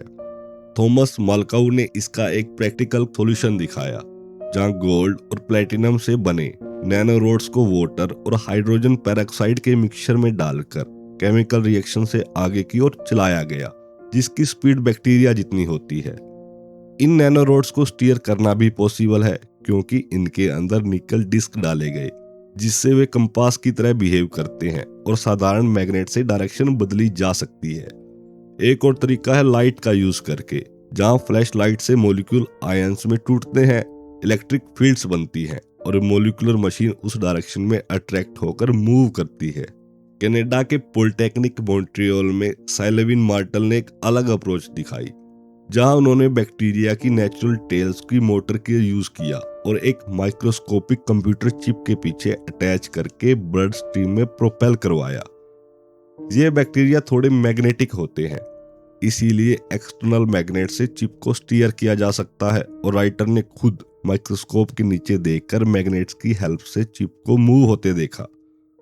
इससे यह इमेजिनेशन करना आसान है कि फ्यूचर में सर्जरी की जरूरत ही न रहे, क्योंकि मोलिकुलर मशीन ब्लड स्ट्रीम में चलते हुए डिसीज ऑर्गन तक पहुंचेगी, मेडिसिन रिलीज करेगी या आर्टरीज की ब्लॉकेज हटाएगी बिना स्किन काटे हुए। जैसा कि चैप्टर 3 में बताया गया था, फ्यूचर में हमारे कपड़ों, बॉडी और बाथरूम में लगे टाइनी सेंसर हमारी हेल्थ को लगातार मॉनिटर करेंगे, कैंसर जैसे डिसीजेस को डेंजरस बनने से कई साल पहले डिटेक्ट कर लेंगे, और इसका कोर टेक्नोलॉजी होगा डीएनए चिप, जिसे लेबोरेटरी ऑन द चिप कहा जाता है। आज कैंसर स्क्रीनिंग एक स्लो, एक्सपेंसिव और टाइम कंज्यूमिंग प्रोसेस है, जिसमें हफ्तों लग जाते हैं, लेकिन कंप्यूटर टेक्नोलॉजी और नैनो टेक की वजह से अब ऐसे बायोचिप बन रहे हैं जो कैंसर सेल्स के बायोमार्कर्स को तेजी और सस्ते से पहचान सकते हैं। 1997 में पहला कमर्शियल डीएनए चिप आया, जो 50,000 डीएनए सीक्वेंसेस एनालाइज कर सकता था। कुछ ही सालों में इसकी कैपेसिटी लाखों प्रोब्स तक पहुंच गई। साथ ही मूरीज लॉ की वजह से कीमतें $1000 से गिरकर कुछ डॉलर तक आ गई। रिसर्चर का मानना है कि आने वाले समय में पूरा कैंसर एनालिसिस सिस्टम एक फिंगर टिप साइज चिप और मोबाइल फोन जितने डिवाइस में आ जाएगा, जिससे हॉस्पिटल लेवल टेस्टिंग घर के बाथरूम में पॉसिबल हो सकेगी। यूएसए के जनरल हॉस्पिटल के डॉक्टर ने एक ऐसा बायोचिप बनाया है जो ब्लड में मौजूद सर्कुलेटिंग ट्यूमर सेल को 1 बिलियन सेल में से एक सेल तक डिटेक्ट कर सकता है। सिर्फ 1 टीस्पून ब्लड से लंग, ब्रेस्ट, प्रोस्टेट और पैंक्रियास कैंसर जैसे डिसीज पकड़ में आ सकते हैं। इस तरह के लैबों ने चिप डिवाइसेस डायग्नोसिस की कॉस्ट को $100 से घटाकर कुछ पेनीज तक ला सकते हैं। वीक्स की जगह मिनट्स में रिजल्ट दे सकते हैं। यहाँ तक कि रोज दांत ब्रश करते समय हेल्थ चेकअप पॉसिबल हो जाएगा। इस डायरेक्शन में प्रोटीन डिटेक्ट करने वाले चिप्स भी बन सकते हैं। इस डायरेक्शन में प्रोटीन डिटेक्ट करने वाले चिप्स भी बन चुके हैं, जो एक ड्रॉप ब्लड से डिसीज रिलेटेड प्रोटीन पहचान सकते हैं और फ्यूचर में हजारों प्रोटीन्स एनालाइज करके डिसीज का अर्ली वार्निंग सिस्टम बना सकते हैं। नैनो टेक्नोलॉजी की ताकत का एक बड़ा एग्जाम्पल कार्बन नैनो ट्यूब्स है, जो स्टील से ज्यादा स्ट्रॉन्ग होते हैं। इलेक्ट्रिसिटी भी कंडक्ट कर सकते हैं। इसीलिए फ्यूचर में कार्बन बेस्ड कंप्यूटर की संभावना भी बनती है। कार्बन नैनो ट्यूब्स की एक्स्ट्राऑर्डिनरी स्ट्रेंथ उनके परफेक्ट एटॉमिक स्ट्रक्चर से आती है, ठीक वैसे ही जैसे डायमंड की स्ट्रेंथ कार्बन एटम के टाइट क्रिस्टल अरेंजमेंट से आती है। Already carbon nano tube industry में power cable, super strong material और नेक्स्ट जनरेशन कंप्यूटर के लिए यूज हो रहे हैं। लॉन्ग टर्म में ये सवाल है कि सिलिकॉन के बाद कंप्यूटर टेक्नोलॉजी का फ्यूचर किस मटेरियल पर टिका होगा। जैसा पहले बताया गया है कि मूरीज लॉ हमेशा के लिए नहीं चल सकता और इंफॉर्मेशन रेवोल्यूशन की यह फाउंडेशन एक दिन टूटेगी, जिससे वर्ल्ड इकोनॉमी और नेशन का फ्यूचर इस बात पर डिपेंड करेगा कि सिलिकॉन का सही रिप्लेसमेंट कौन से देश में डेवलप हो रहा है। मूरीज लॉ कब कोलैप्स होगा, यह सवाल पूरी वर्ल्ड इकोनॉमी को हिला देता है। खुद गॉर्डन मूर ने 2007 में कहा था कि यह लॉ हमेशा नहीं चलेगा, लगभग 10 से 15 साल में खत्म हो सकता है, जो इंटेल के सीनियर साइंटिस्ट के एस्टीमेट से भी मैच करता है। सिलिकॉन कंप्यूटर रेवोल्यूशन की ताकत यूवी लाइट से ट्रांजिस्टर को लगातार छोटा बनाने की एबिलिटी रही है, जिससे आज थंबनेल जितने चिप में 100 ऑफ मिलियन ट्रांजिस्टर आ जाते हैं। लेकिन यह प्रोसेस हमेशा नहीं चल सकता। पहली बड़ी प्रॉब्लम हीट है, क्योंकि जैसे जैसे चिप्स ज्यादा पावरफुल होते जाते हैं वे ज्यादा हीट जनरेट करते हैं। क्यूबिकल चिप्स जैसे आइडिया सिर्फ टेम्परेरी सॉल्यूशन है, क्योंकि हीट जनरेशन सरफेस एरिया से तेज बढ़ती है और कूलिंग मुश्किल हो जाती है। दूसरा आइडिया एक्स-रे से इचिंग का है, क्योंकि उनकी वेवलेंथ यूवी से छोटी होती है, लेकिन एक्स-रे की एनर्जी इतनी ज्यादा होती है कि वेफर डैमेज हो सकता है, इसलिए यह भी लॉन्ग टर्म सॉल्यूशन नहीं है। तीसरा और सबसे फंडामेंटल लिमिट क्वांटम थ्योरी से आती है, जहां अनसर्टेनिटी प्रिंसिपल के कारण बहुत पतली सिलिकॉन लेयर में इलेक्ट्रॉन लीक करने लगते हैं, जिससे शॉर्ट सर्किट होता है और ट्रांजिस्टर को और छोटा बनाना इम्पॉसिबल हो जाता है। इसी वजह से इंजीनियर अब पैरेलल प्रोसेसिंग को सीरियस ऑप्शन मान रहे हैं, जहां एक बड़ी प्रॉब्लम को कई छोटे छोटे हिस्सों में तोड़कर अलग अलग चिप्स पर एक साथ प्रोसेस किया जा सकता है। ह्यूमन ब्रेन इसका बेस्ट एग्जाम्पल है, क्योंकि न्यूरॉन स्लो होने के बावजूद बिलियंस ऑफ कैलकुलेशन एक साथ करते हैं, और यही रीजन है कि ब्रेन में कई मामलों में सुपर कंप्यूटर से बेहतर परफॉर्म करता है। पैरेलल प्रोसेसिंग की डिफिकल्टी यह है कि हर प्रॉब्लम को सही तरीके से पीसीज में तोड़ना और फिर रीअसेंबल करना बेहद कॉम्प्लेक्स प्रोसेस है, जिसे नेचर ने मिलियंस ऑफ ईयर में सॉल्व किया है, जबकि सॉफ्टवेयर इंजीनियर अभी इस चैलेंज से जूझ रहे हैं। सिलिकॉन चिप्स का एक पॉसिबल रिप्लेसमेंट इंडिविजुअल एटम से बने ट्रांजिस्टर हो सकते हैं, क्योंकि अगर सिलिकॉन टेक्नोलॉजी एटॉमिक स्केल पर फेल कर रही है तो लॉजिकली यह सवाल उठता है कि कंप्यूटेशन को सीधे एटम्स पर क्यों न किया जाए। इस आइडिया को मॉलिक्यूलर ट्रांजिस्टर के जरिए समझा जा सकता है, जहां एक सिंगल मॉलिक्यूल जैसे रोटैक्सेन एक स्विच की तरह काम करता है, इलेक्ट्रिसिटी के फ्लो को ऑन या ऑफ करके डिजिटल इंफॉर्मेशन यानी 1 और 0 में रिप्रेजेंट करता है। मॉलिक्यूलर ट्रांजिस्टर आज एग्जिस्ट करते हैं, लेकिन असली चैलेंज उन्हें सही तरीके से वायर करना और लार्ज स्केल पर मास प्रोड्यूस करना है, क्योंकि एक वर्किंग ट्रांजिस्टर बनाना आसान है पर मिलियंस या बिलियंस को असेंबल करना बेहद मुश्किल।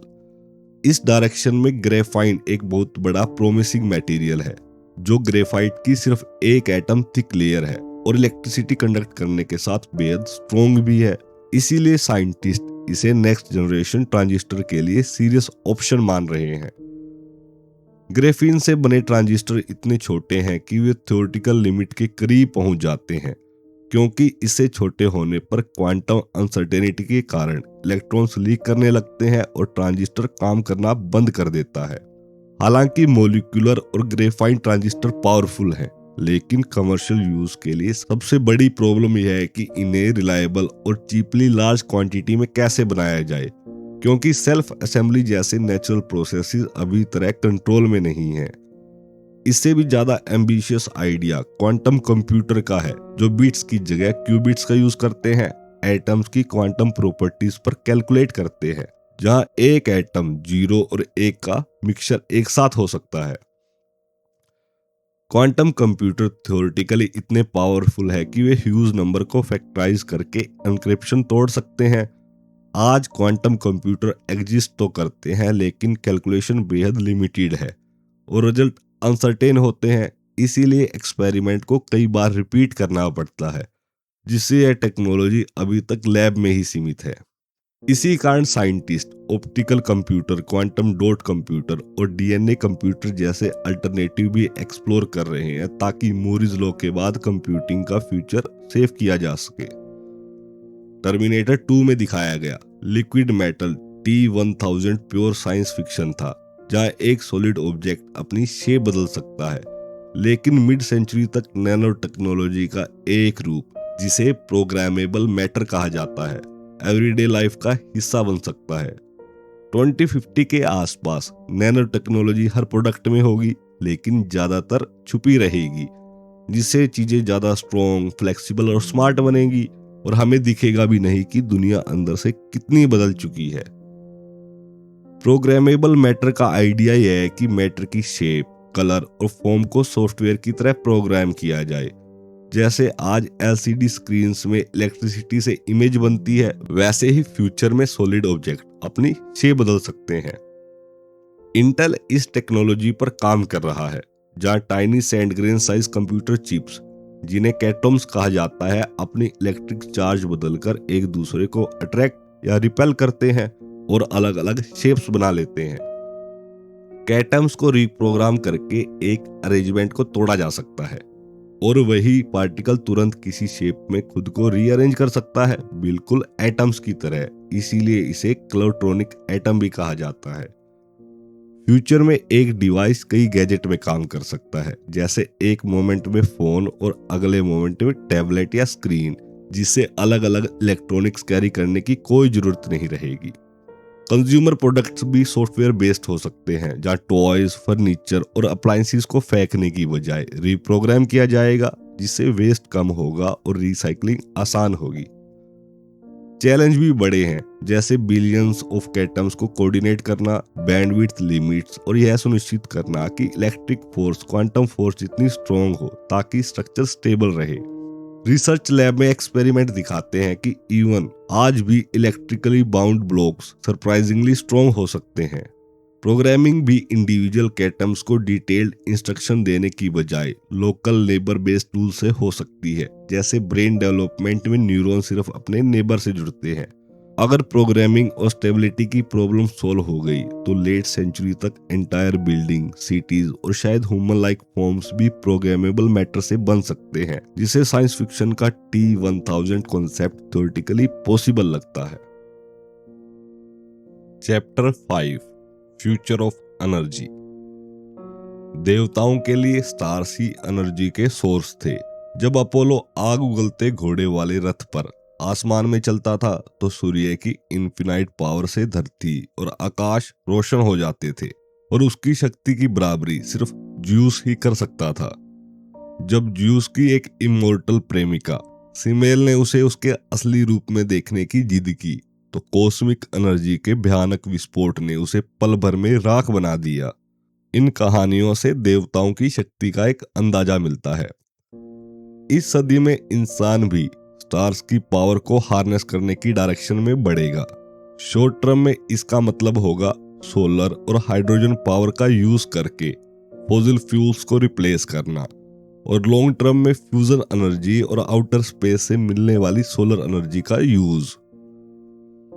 फिजिक्स में आगे की खोजें मैग्नेटिज्म के युग की शुरुआत कर सकती है, जहां कार्स, ट्रेन और स्केटबोर्ड मैग्नेटिक फील्ड पर हवा में तैरेंगे, जिससे फ्रिक्शन खत्म होगी और एनर्जी कंजप्शन ड्रास्टिकली कम हो जाएगा। आज की दुनिया ऑयल, नेचुरल गैस और कोल जैसे फॉसिल फ्यूल पर पूरी तरह डिपेंडेंट है। कुल मिलाकर दुनिया लगभग 14 ट्रिलियन वाट पावर कंज्यूम करती है, जिसमें सबसे बड़ा हिस्सा ऑयल, कोल और गैस का है, जबकि सोलर और रिन्यूएबल का योगदान अभी भी बहुत कम है। फॉसिल फ्यूल के बिना मॉडर्न वर्ल्ड इकोनॉमी पूरी तरह रुक जाएगी। इसीलिए एनर्जी का सवाल सिर्फ साइंस का नहीं बल्कि सिविलाइजेशन के सर्वाइवल का है। 1956 में शेल ऑयल के इंजीनियर एम किंग हबर्ट ने भविष्यवाणी की थी।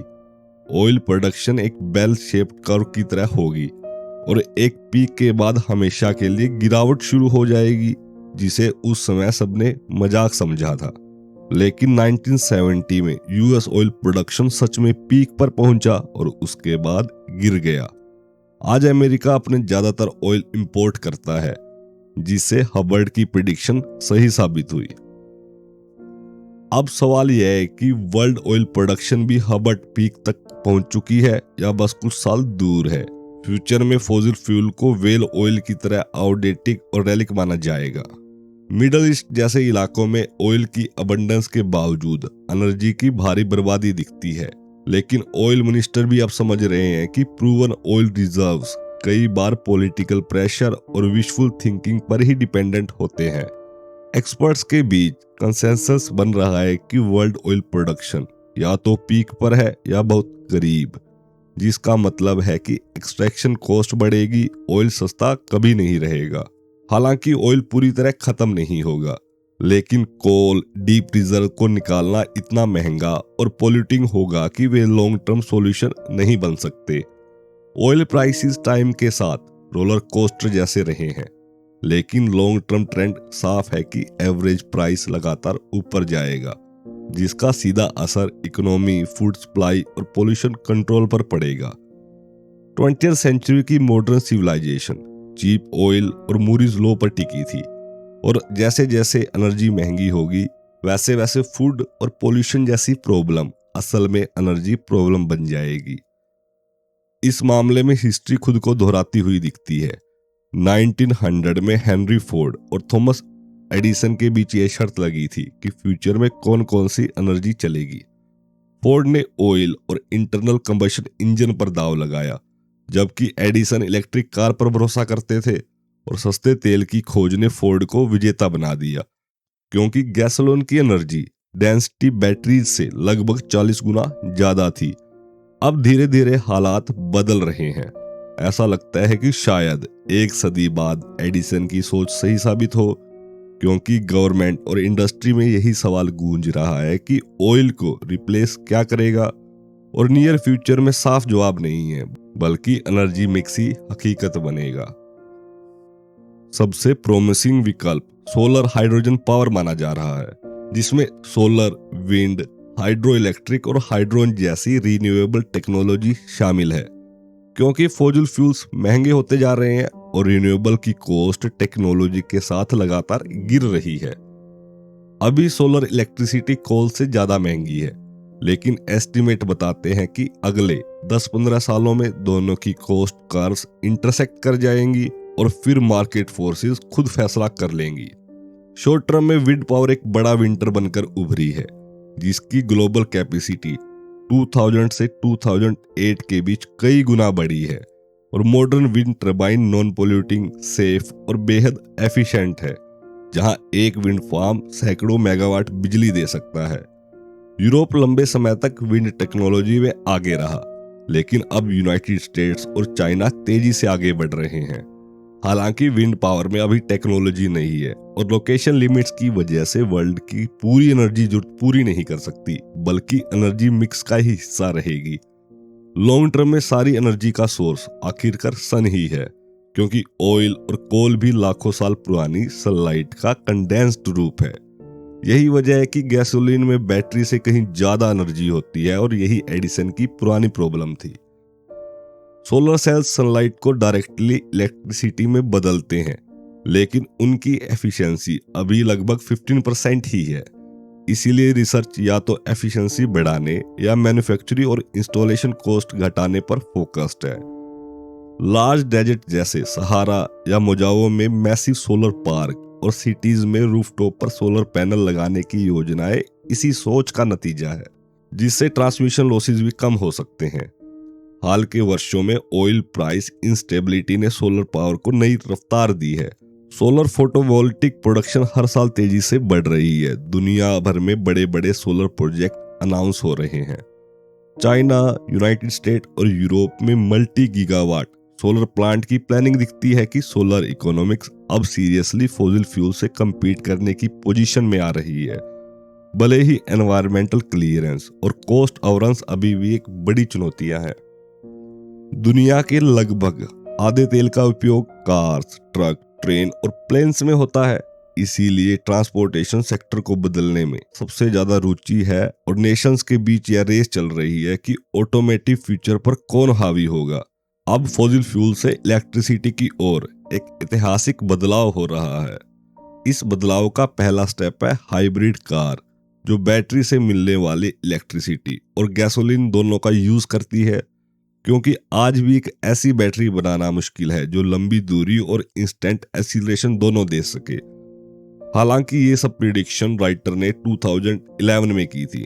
आज ये सब कुछ पॉसिबल है। आज हम टेस्ला कार को देख सकते हैं जो दूरी और इंस्टेंट एक्सीलरेशन दोनों में ही गैसोलीन कार को मात देती है।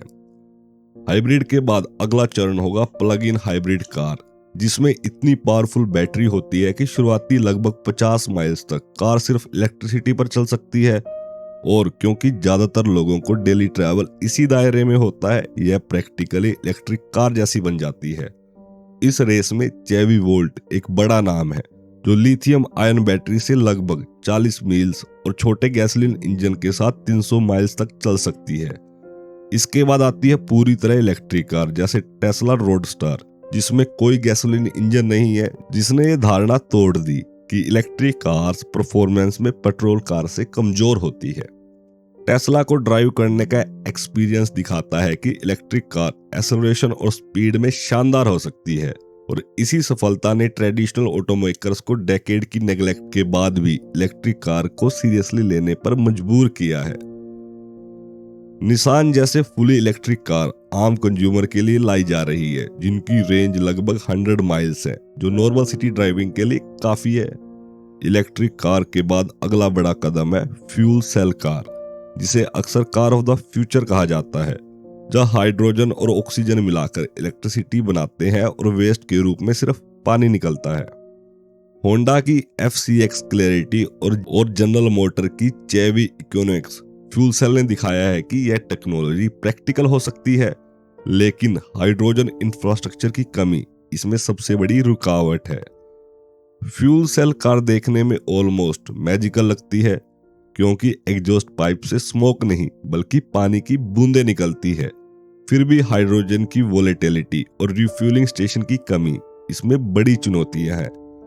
इतिहास में जैसे गैसोलीन के साथ सेफ्टी और इंफ्रास्ट्रक्चर की ऑब्जेक्शंस थी, लेकिन कन्वीनियंस ने उन्हें पीछे छोड़ दिया, वैसे ही फ्यूल सेल कार्स के साथ यही होने की संभावना है।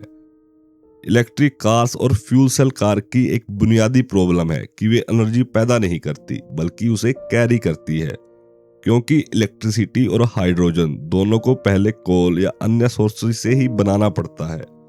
इसलिए चाहे कार पोल्यूशन फ्री हो, एनर्जी सोर्स अभी भी फॉसिल फ्यूल ही रहता है। और अंत में थर्मोडायनामिक्स का नियम याद दिलाता है, कुछ भी बिना एनर्जी सोर्स के नहीं मिलता। इसका मतलब साफ है कि गैसोलीन से इलेक्ट्रिसिटी की ओर जाने के साथ साथ हमें कोल बर्निंग पावर प्लांट को भी रिप्लेस करना पड़ेगा, वरना क्लीन ट्रांसपोर्टेशन का सपना अधूरा रह जाएगा। एनर्जी को केवल ट्रांसमिट करने की बजाय वास्तव में क्रिएट करने का एक तरीका है यूरेनियम एटम को स्प्लिट करना। और न्यूक्लियर एनर्जी का बड़ा फायदा यह है कि कोल और ऑयल प्लांट्स की तरह भारी मात्रा में ग्रीन हाउसेस पैदा नहीं करती, लेकिन टेक्निकल और पॉलिटिकल प्रॉब्लम्स ने न्यूक्लियर पावर को सेंचुरीज तक उलझा कर रखा है। अमेरिका में आखिरी न्यूक्लियर पावर प्लांट का निर्माण 1977 में शुरू हुआ था और 1979 में 3 माइल आइलैंड एक्सीडेंट तथा 1986 में चेर्नोबिल डिजास्टर ने कमर्शियल न्यूक्लियर एनर्जी के भविष्य पर एक गहरी चोट की, जिसके बाद अमेरिका और यूरोप में न्यूक्लियर प्रोजेक्ट लगभग रुक गए।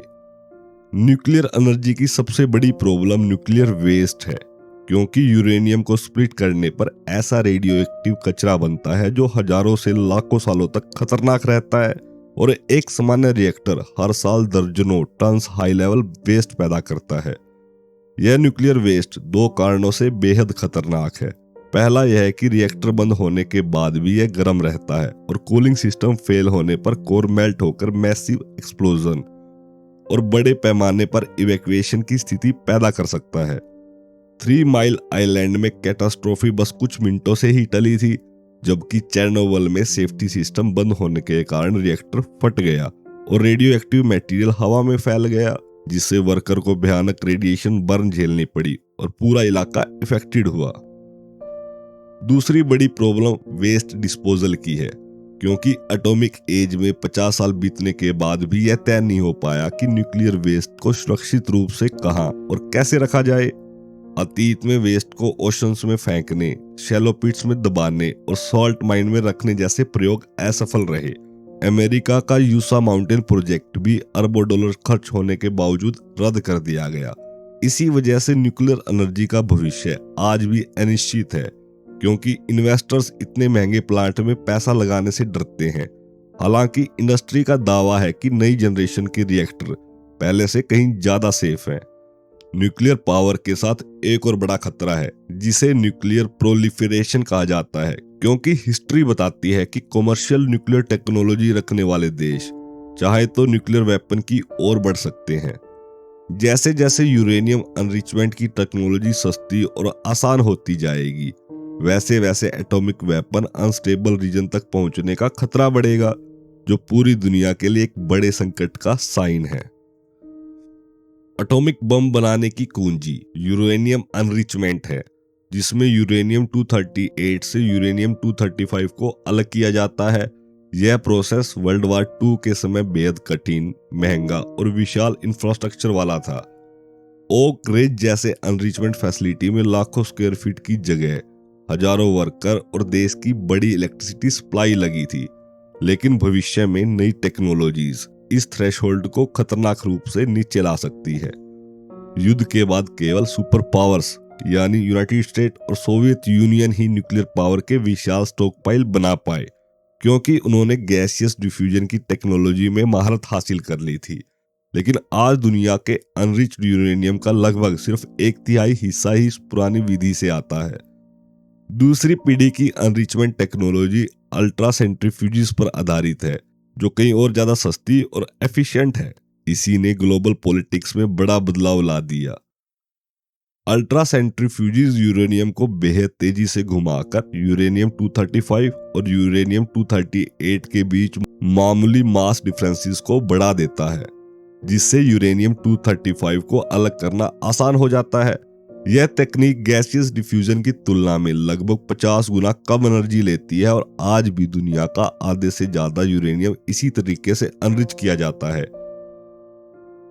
लगभग 1000 अल्ट्रा सेंट्रीफ्यूजिस अगर एक साल लगातार चले तो एक एटॉमिक बम के लिए पर्याप्त एनरिच यूरेनियम तैयार हो सकता है। प्रॉब्लम यह है कि अल्ट्रा सेंट्रीफ्यूजिस टेक्नोलॉजी चोरी करना आसान साबित हुआ है और AQ खान जैसे इंजीनियर्स ने इसके ब्लूप्रिंट और कंपोनेंट बेचकर पाकिस्तान सहित कई देशों को न्यूक्लियर कैपेबिलिटी तक पहुंचा दिया, जिससे इंडिया पाकिस्तान के बीच न्यूक्लियर टेंशन बढ़ी है। इसी तकनीक के कारण ईरान जैसे देशों ने भी अपना न्यूक्लियर प्रोग्राम तेज किया, जिससे मिडल ईस्ट में इंस्टेबिलिटी और बढ़ गई। भविष्य में स्थिति और जटिल हो सकती है, क्योंकि तीसरी पीढ़ी की एनरिचमेंट टेक्नोलॉजी यानी लेजर एनरिचमेंट सामने आ रही है, जो अल्ट्रा सेंट्रीफ्यूजिस से भी सस्ती हो सकती है। इसमें बेहद प्रिसाइज लेजर बीम से यूरेनियम 235 को आयनाइज करके अलग किया जाता है। हालांकि कई देशों ने दशकों तक इस तकनीक को डेवलप करने की कोशिश की और असफल रहे, लेकिन 2006 में ऑस्ट्रेलियन साइंटिस्ट ने इसके कमर्शियल उपयोग की घोषणा कर दी और GE जैसी कंपनियां इसे इंडस्ट्री में लाने की तैयारी कर रही हैं। न्यूक्लियर पावर इंडस्ट्री के लिए अच्छी खबर है, क्योंकि अनरिच्ड यूरेनियम सस्ता होगा, लेकिन ग्लोबल सिक्योरिटी के लिए चिंता का विषय है, क्योंकि यह टेक्नोलॉजी अनस्टेबल रीजन और शायद टेररिस्ट ग्रुप तक भी पहुंच सकती है। इसी खतरे को देखकर न्यूक्लियर वेपन डिजाइनर टेलर जैसे लोग डिसइल्यूजन्ड हो गए, क्योंकि उन्हें डर था कि तीसरी पीढ़ी के डिजाइनर बॉम्ब्स इतने छोटे हो सकते हैं कि एक टेररिस्ट भी उन्हें शहर तबाह करने के लिए यूज कर सकता है। मिड सेंचुरी तक फॉसिल फ्यूल पर चलने वाली इकोनॉमी का असर साफ दिखने लगेगा। इसका सबसे बड़ा नतीजा ग्लोबल वार्मिंग होगा। यह अब साफ है कि धरती तेजी से गर्म हो रही है और पिछले 100 सालों में तापमान बढ़ चुका है। इसके साइन हर जगह दिखाई दे रहे हैं। आर्कटिक की बर्फ तेजी से पिघल रही है। ग्रीनलैंड और अंटार्कटिका की मोटी बर्फ टूट रही है। समुद्र का पानी धीरे धीरे ऊपर चढ़ रहा है, जिससे तटीय इलाकों का रूप बदल सकता है। पिछले 100 सालों में ओशन का लेवल काफी ऊपर आ चुका है। वैज्ञानिक कहते हैं कि 2100 तक यह और बढ़ेगा। इससे कोस्टल इलाकों में और वहां रहने वाले लोगों को भारी परेशानी हो सकती है। धरती के गर्म होने से बीमारियां भी फैल रही हैं। सर्दियां अब छोटी हो गई, कीड़े पूरी तरह नहीं मरते। इसी वजह से मलेरिया जैसी बीमारियां नए इलाके तक पहुंच सकती हैं। यूनाइटेड नेशन की रिपोर्ट बताती है कि ग्लोबल वार्मिंग की मुख्य वजह इंसान है। खासकर ऑयल और कोल जलाने से निकलने वाली कार्बन डाइऑक्साइड इसके लिए जिम्मेदार है। CO2 एक ऐसी गैस है जो सूरज की रोशनी को अंदर आने देती है, लेकिन धरती की गर्मी को बाहर नहीं जाने देती। इससे धरती के चारों ओर गर्मी अंदर फंसी रह जाती है। पहले हवा में कार्बन डाइऑक्साइड बहुत कम थी, आज यह बहुत बढ़ चुकी है। यह पिछले हजारों सालों में अपने सबसे ऊंचे लेवल पर है। पुरानी बर्फ के नमूनों और कंप्यूटर मॉडल से यह साफ पता चलता है कि पिछले 100 सालों में आया यह बदलाव प्राकृतिक नहीं, इंसानों की देन है। अगर आज ही कार्बन डाइऑक्साइड छोड़ना बंद कर दिया जाए, तब भी धरती कई दशकों तक गर्म होती रहेगी, क्योंकि हवा में पहले से बहुत ज्यादा गैस मौजूद है। समुद्र का बढ़ता पानी तटीय देशों के लिए बड़ा खतरा है। बांग्लादेश, वियतनाम और इजिप्ट जैसे इलाकों में थोड़ा सा पानी बढ़ने से ही करोड़ों लोग बेघर हो जाते हैं। सबसे खतरनाक स्थिति तब होगी जब आर्कटिक की जमी हुई जमीनें पिघले और मीथेन गैस बाहर आए। यह गैस बहुत तेजी से धरती के और गर्म कर सकती है। सिचुएशन काफी गंभीर है, लेकिन हम अभी भी पॉइंट ऑफ नो रिटर्न तक नहीं पहुंचे हैं, क्योंकि ग्रीन हाउस को कंट्रोल करने की समस्या ज्यादा इकोनॉमिक और पॉलिटिकल है, न कि टेक्निकल। क्योंकि कार्बन डाइऑक्साइड का उत्पादन सीधे इकोनॉमिक एक्टिविटी और वेल्थ से जुड़ा है। यूनाइटेड स्टेट लगभग 25% ग्लोबल कार्बन डाइऑक्साइड पैदा करता है, क्योंकि उसकी इकोनॉमिक एक्टिविटी भी लगभग उतनी ही है। और 2009 में चाइना ने यूनाइटेड स्टेट्स को पीछे छोड़ दिया, जो उसके तेज इकोनॉमिक ग्रोथ का नतीजा है। यही कारण है कि नेशंस ग्लोबल वार्मिंग से निपटने के लिए हिचकिचाते हैं, क्योंकि यह प्रोस्पेरिटी को डायरेक्ट इफेक्ट करता है। इस ग्लोबल क्राइसिस से निपटने के लिए कई आइडियाज सामने आए हैं, लेकिन कोई क्विक फिक्स काफी नहीं है। असली समाधान एनर्जी कंजप्शन के तरीके में बड़ा बदलाव से ही आएगा। एटमॉस्फेयर में पोल्यूटेंट्स छोड़ना। कुछ साइंटिस्ट ने अपर एटमॉस्फेयर में सल्फर डाइऑक्साइड जैसे पोल्यूटेंट छोड़ने का सुझाव दिया है, ताकि सनलाइट स्पेस में रिफ्लेक्ट हो जाए, जैसा 1991 में माउंट पियांटाबो इरप्शन के बाद हुआ था, जब ग्लोबल टेम्परेचर लगभग 1 डिग्री फ़ारेनहाइट गिरा था। लेकिन क्रिटिक्स को डर है कि इससे ड्रोट जैसे साइड इफेक्ट हो सकते हैं। यह एक टेम्परेरी और महंगा उपाय है।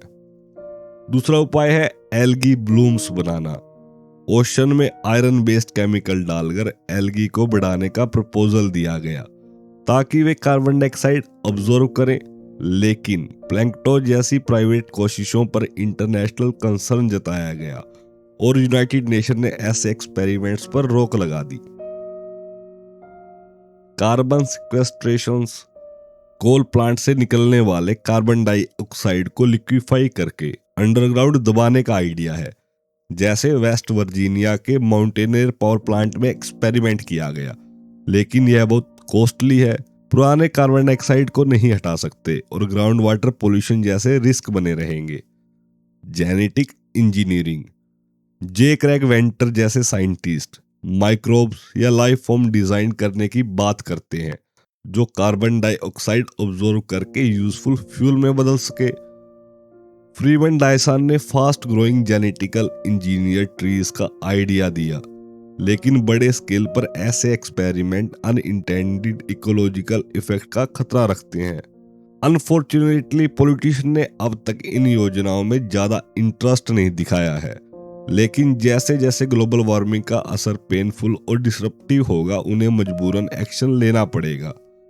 अगले कुछ डेकेड सबसे क्रिटिकल होंगे, क्योंकि मिड सेंचुरी तक हम हाइड्रोजन एज में पहुंच सकते हैं, जहाँ फ्यूजन, सोलर पावर, रिन्यूएबल मिलकर फॉसिल फ्यूल पर हमारी डिपेंडेंस कम कर देंगे। खतरा अभी का समय है, क्योंकि हाइड्रोजन इकोनॉमी आने तक फॉसिल फ्यूल सबसे सस्ता ऑप्शन बने रहेंगे।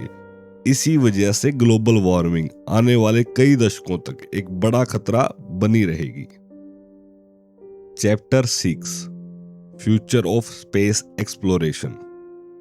पुराने गॉड्स की कहानियों में ओलंपस के आकाशीय मैदानों पर शक्तिशाली रथ दौड़ते थे और नॉर्स देवता वाइकिंग्स जहाजों पर एसगार्ड की ओर कॉस्मिक सीज को पार करते थे। उसी तरह 2100 तक मानवता भी स्पेस एक्सप्लोरेशन के एक नए युग की दहलीज पर खड़ी होगी, जहां सितारे रॉकेट साइंटिस्ट के लिए साफ लक्ष्य बनेंगे।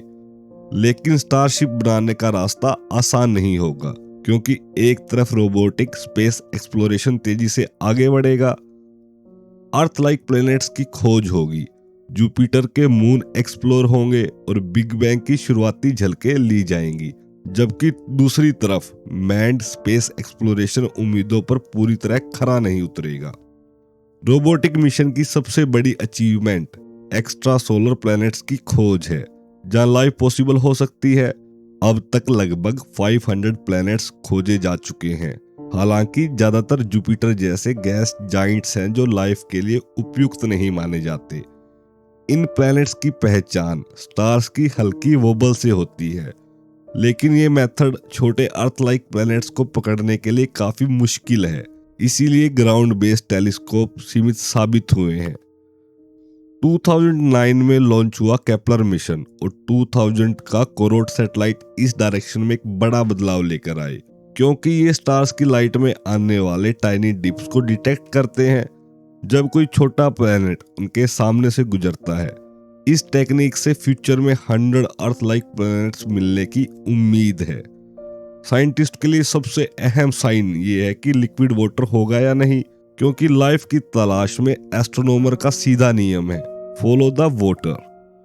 आने वाले समय में टेरेस्ट्रियल प्लैनेट फाइंडर जैसे एडवांस सैटेलाइट केपलर की जगह लेंगे, जिनकी ऑप्टिक्स ज्यादा पावरफुल होंगी और जो स्टार के ग्लेयर को सप्रेस करके डिम प्लैनेट को डिटेक्ट कर पाएंगे।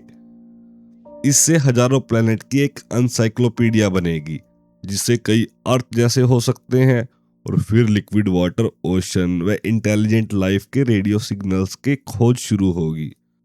लाइफ की डिस्कवरी केवल सन के गोल्डी लॉक्स जोन तक सीमित नहीं रही, क्योंकि जुपिटर के मून यूरोपा ने सोच बदल दी है, जहां मोटी बर्फ के नीचे लिक्विड ओशन मौजूद है। यूरोपा का ओशन अर्थ के ओशन से भी ज्यादा गहरा माना जाता है। टाइडल फोर्सेस से पैदा हुए इंटरनल हीट इसे लिक्विड बनाए रखती है, जो लाइफ के लिए एक एक्स्ट्रा एनर्जी सोर्स देती है।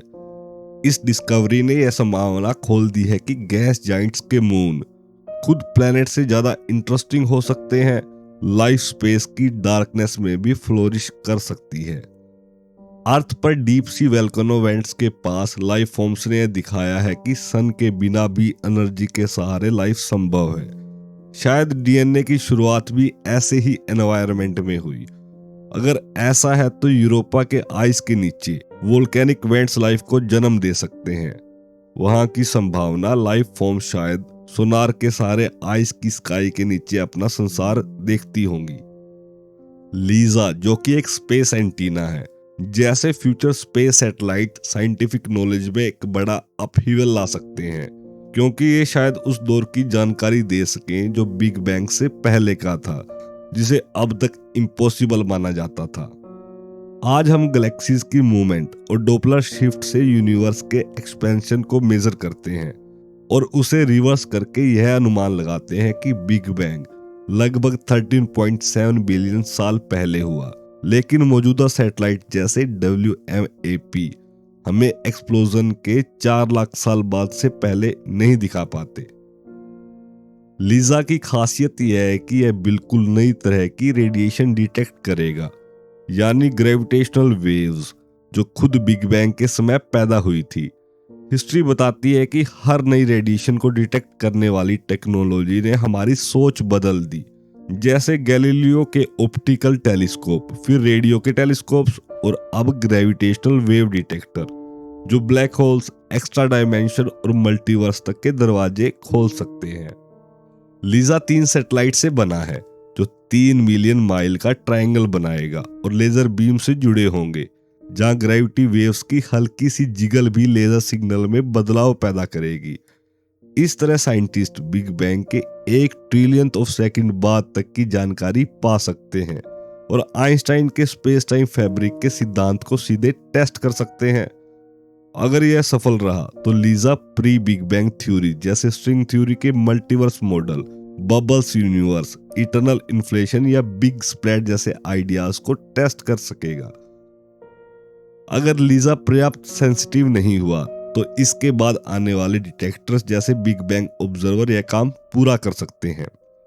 जहां रोबोटिक मिशन नई डिस्कवरियां ला रहे हैं, वही मैन्ड मिशन को भारी मुश्किलों का सामना करना पड़ेगा क्योंकि वे बेहद महंगे हैं। लाइफ सपोर्ट चाहिए और एस्ट्रोनॉट को सेफ वापस भी लाना होता है। 1969 में मून लैंडिंग के बाद लगा था कि ह्यूमैनिटी मार्स और आगे बढ़ेगी, लेकिन कॉस्ट के कारण यह सपना धीरे धीरे टूट गया। स्पेस ट्रैवल की सच्चाई यह है कि नियर अर्थ ऑर्बिट तक 1 पाउंड वजन भेजने में लगभग $10,000 लगते हैं। मून तक लगभग 1 लाख और मार्स तक लगभग 10 लाख पर पाउंड। इसलिए यह लंबे समय तक सस्टेनेबल नहीं रहा। रॉकेट साइंस में न्यूटन के लॉस आज भी वही हैं। स्पेस में जाने के लिए रॉकेट को खुद फ्यूल ढोना पड़ता है, जो कॉस्ट और वेट दोनों को बढ़ाता है। यही कारण है कि जेट पैक्स और फ्लाइंग कार्स साइंस फिक्शन में अच्छे लगते हैं, लेकिन रियल लाइफ में इम्प्रैक्टिकल है क्योंकि उनका फ्यूल जल्दी खत्म हो जाता है और खर्च बहुत ज्यादा होता है। स्पेस ट्रैवल की बेहद ऊंची कॉस्ट की वजह से मैन्ड स्पेस एक्सप्लोरेशन का फ्यूचर इस समय अनसर्टेन है। Former president George W Bush ने एक एम्बिशियस प्लान रखा था जिसमें स्पेस शटल को 2010 में रिटायर करना, 2015 तक कॉन्स्टेलेशन नाम का एक नया रॉकेट सिस्टम लाना, 2020 तक मून पर एस्ट्रोनॉट्स को वापस भेजना और वहां परमानेंट बेस बनाकर आगे चलकर मार्स मिशन का रास्ता खोलना इसमें शामिल था। लेकिन ग्रेट रिसेशन के बाद इकोनॉमिक्स पूरी तरह बदल गई। 2009 में अगस्टाइन कमीशन ने प्रेसिडेंट बराक ओबामा को रिपोर्ट दी कि यह पूरा प्लान मौजूदा फंडिंग के साथ सस्टेनेबल नहीं है। 2010 में ओबामा ने इस रिपोर्ट को मानते हुए स्पेस शटल और मून रिटर्न प्रोग्राम को कैंसिल कर दिया। इसके बाद नियर टर्म में नासा के पास खुद एस्ट्रोनॉट भेजने के लिए रॉकेट्स नहीं बचे और उसे रशियन पर डिपेंड करना पड़ा। इसी गैप में प्राइवेट कंपनीज के लिए मौका खुला, जहां पहली बार नासा खुद रॉकेट बनाने की बजाय प्राइवेट सेक्टर से सर्विस लेने की डायरेक्शन में बढ़ा। सपोर्टर कहते हैं कि इससे स्पेस ट्रैवल का नया कमर्शियल एरा आएगा, जबकि क्रिटिक्स मानते हैं कि इससे नासा एजेंसी टू नोवेयर बन सकता है। अगस्टाइन रिपोर्ट ने एक फ्लेक्सिबल पाथ सुझाया जिसमें कम फ्यूल वाले मिशन शामिल थे, जैसे किसी नियर बाय एस्ट्रॉइड पर जाना या मार्स के मून्स तक पहुंचना। मून या मार्स पर लैंडिंग और रिटर्न में फ्यूल की कॉस्ट बहुत ज्यादा है, जबकि एस्ट्रॉइड्स और मार्स के मून की ग्रेविटी कम होती है, इसलिए ऐसे मिशन कंपैरेटिवली सस्ते पड़ते हैं। एस्ट्रॉइड पर लैंडिंग आसान मानी जाती है क्योंकि उनकी ग्रेविटी इतनी कमजोर होती है कि वो गोल नहीं होते बल्कि इर्रेगुलर शेप के होते हैं। एक इंटरेस्टिंग एग्जांपल एस्ट्रॉइड एपोफिस का है, जो 2029 में अर्थ के बहुत पास से गुजरेगा और सैटेलाइट के नीचे से निकल जाएगा। अगर फ्यूचर में इसका ऑर्बिट बिगड़ा और ये अर्थ से टकराया तो यह फ्रांस जितना इलाका तबाह कर सकता है, हालांकि इसकी प्रोबेबिलिटी बहुत कम है। एपोफिस जैसे एस्ट्रॉइड विजिट कॉस्ट इफेक्टिव हो सकते हैं, लेकिन लैंडिंग टेक्निकली ट्रिकी होगी क्योंकि वहां ट्रेडिशनल लैंडिंग के बजाय डॉकिंग करनी पड़ेगी और एस्ट्रॉइड के स्पिन और स्ट्रक्चर को समझना होगा। यह जानना भी जरूरी है कि एस्ट्रॉइड सॉलिड है या लूजली हेल्ड रॉक का समूह है, क्योंकि फ्यूचर में एस्ट्रॉइड डिफ्लेक्शन या डिस्ट्रक्शन के लिए सही स्ट्रेटेजी इसी पर डिपेंड करेगी। मार्स पर सीधा जाने की बजाय उसके मून्स फोर्ब्स और डायमोस पर लैंडिंग एक प्रैक्टिकल ऑप्शन है। इन मून की ग्रेविटी बहुत कम है, ये फ्यूचर में स्पेस स्टेशन की तरह काम कर सकते हैं।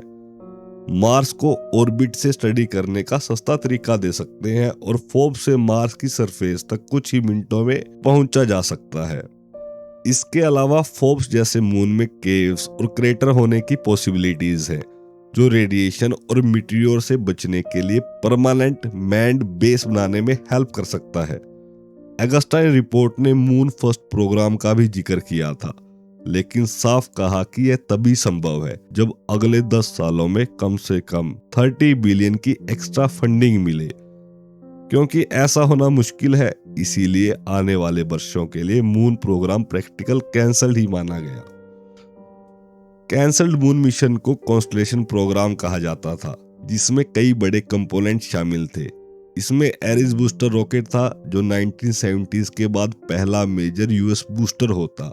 उसके ऊपर ओरियन मॉड्यूल रखा जाना था, जो 6 एस्ट्रोनॉट्स को स्पेस स्टेशन और 4 एस्ट्रोनॉट्स को मून तक ले जा सकता था। अल्टेयर लैंडर था, जो एक्चुअल मून लैंडिंग के लिए ही बना था। ओल्ड स्पेस शटल डिजाइन में कुछ फ्लॉज थे, खासकर बूस्टर से फोम गिरने की समस्या, जिसने 2003 में स्पेस शटल कोलंबिया डिजास्टर को जन्म दिया, जहां फोम के टुकड़े ने विंग में होल कर दिया और री एंट्री पर हॉट गैसेस अंदर घुस गए, जिससे 7 एस्ट्रोनॉट्स की मौत हो गई।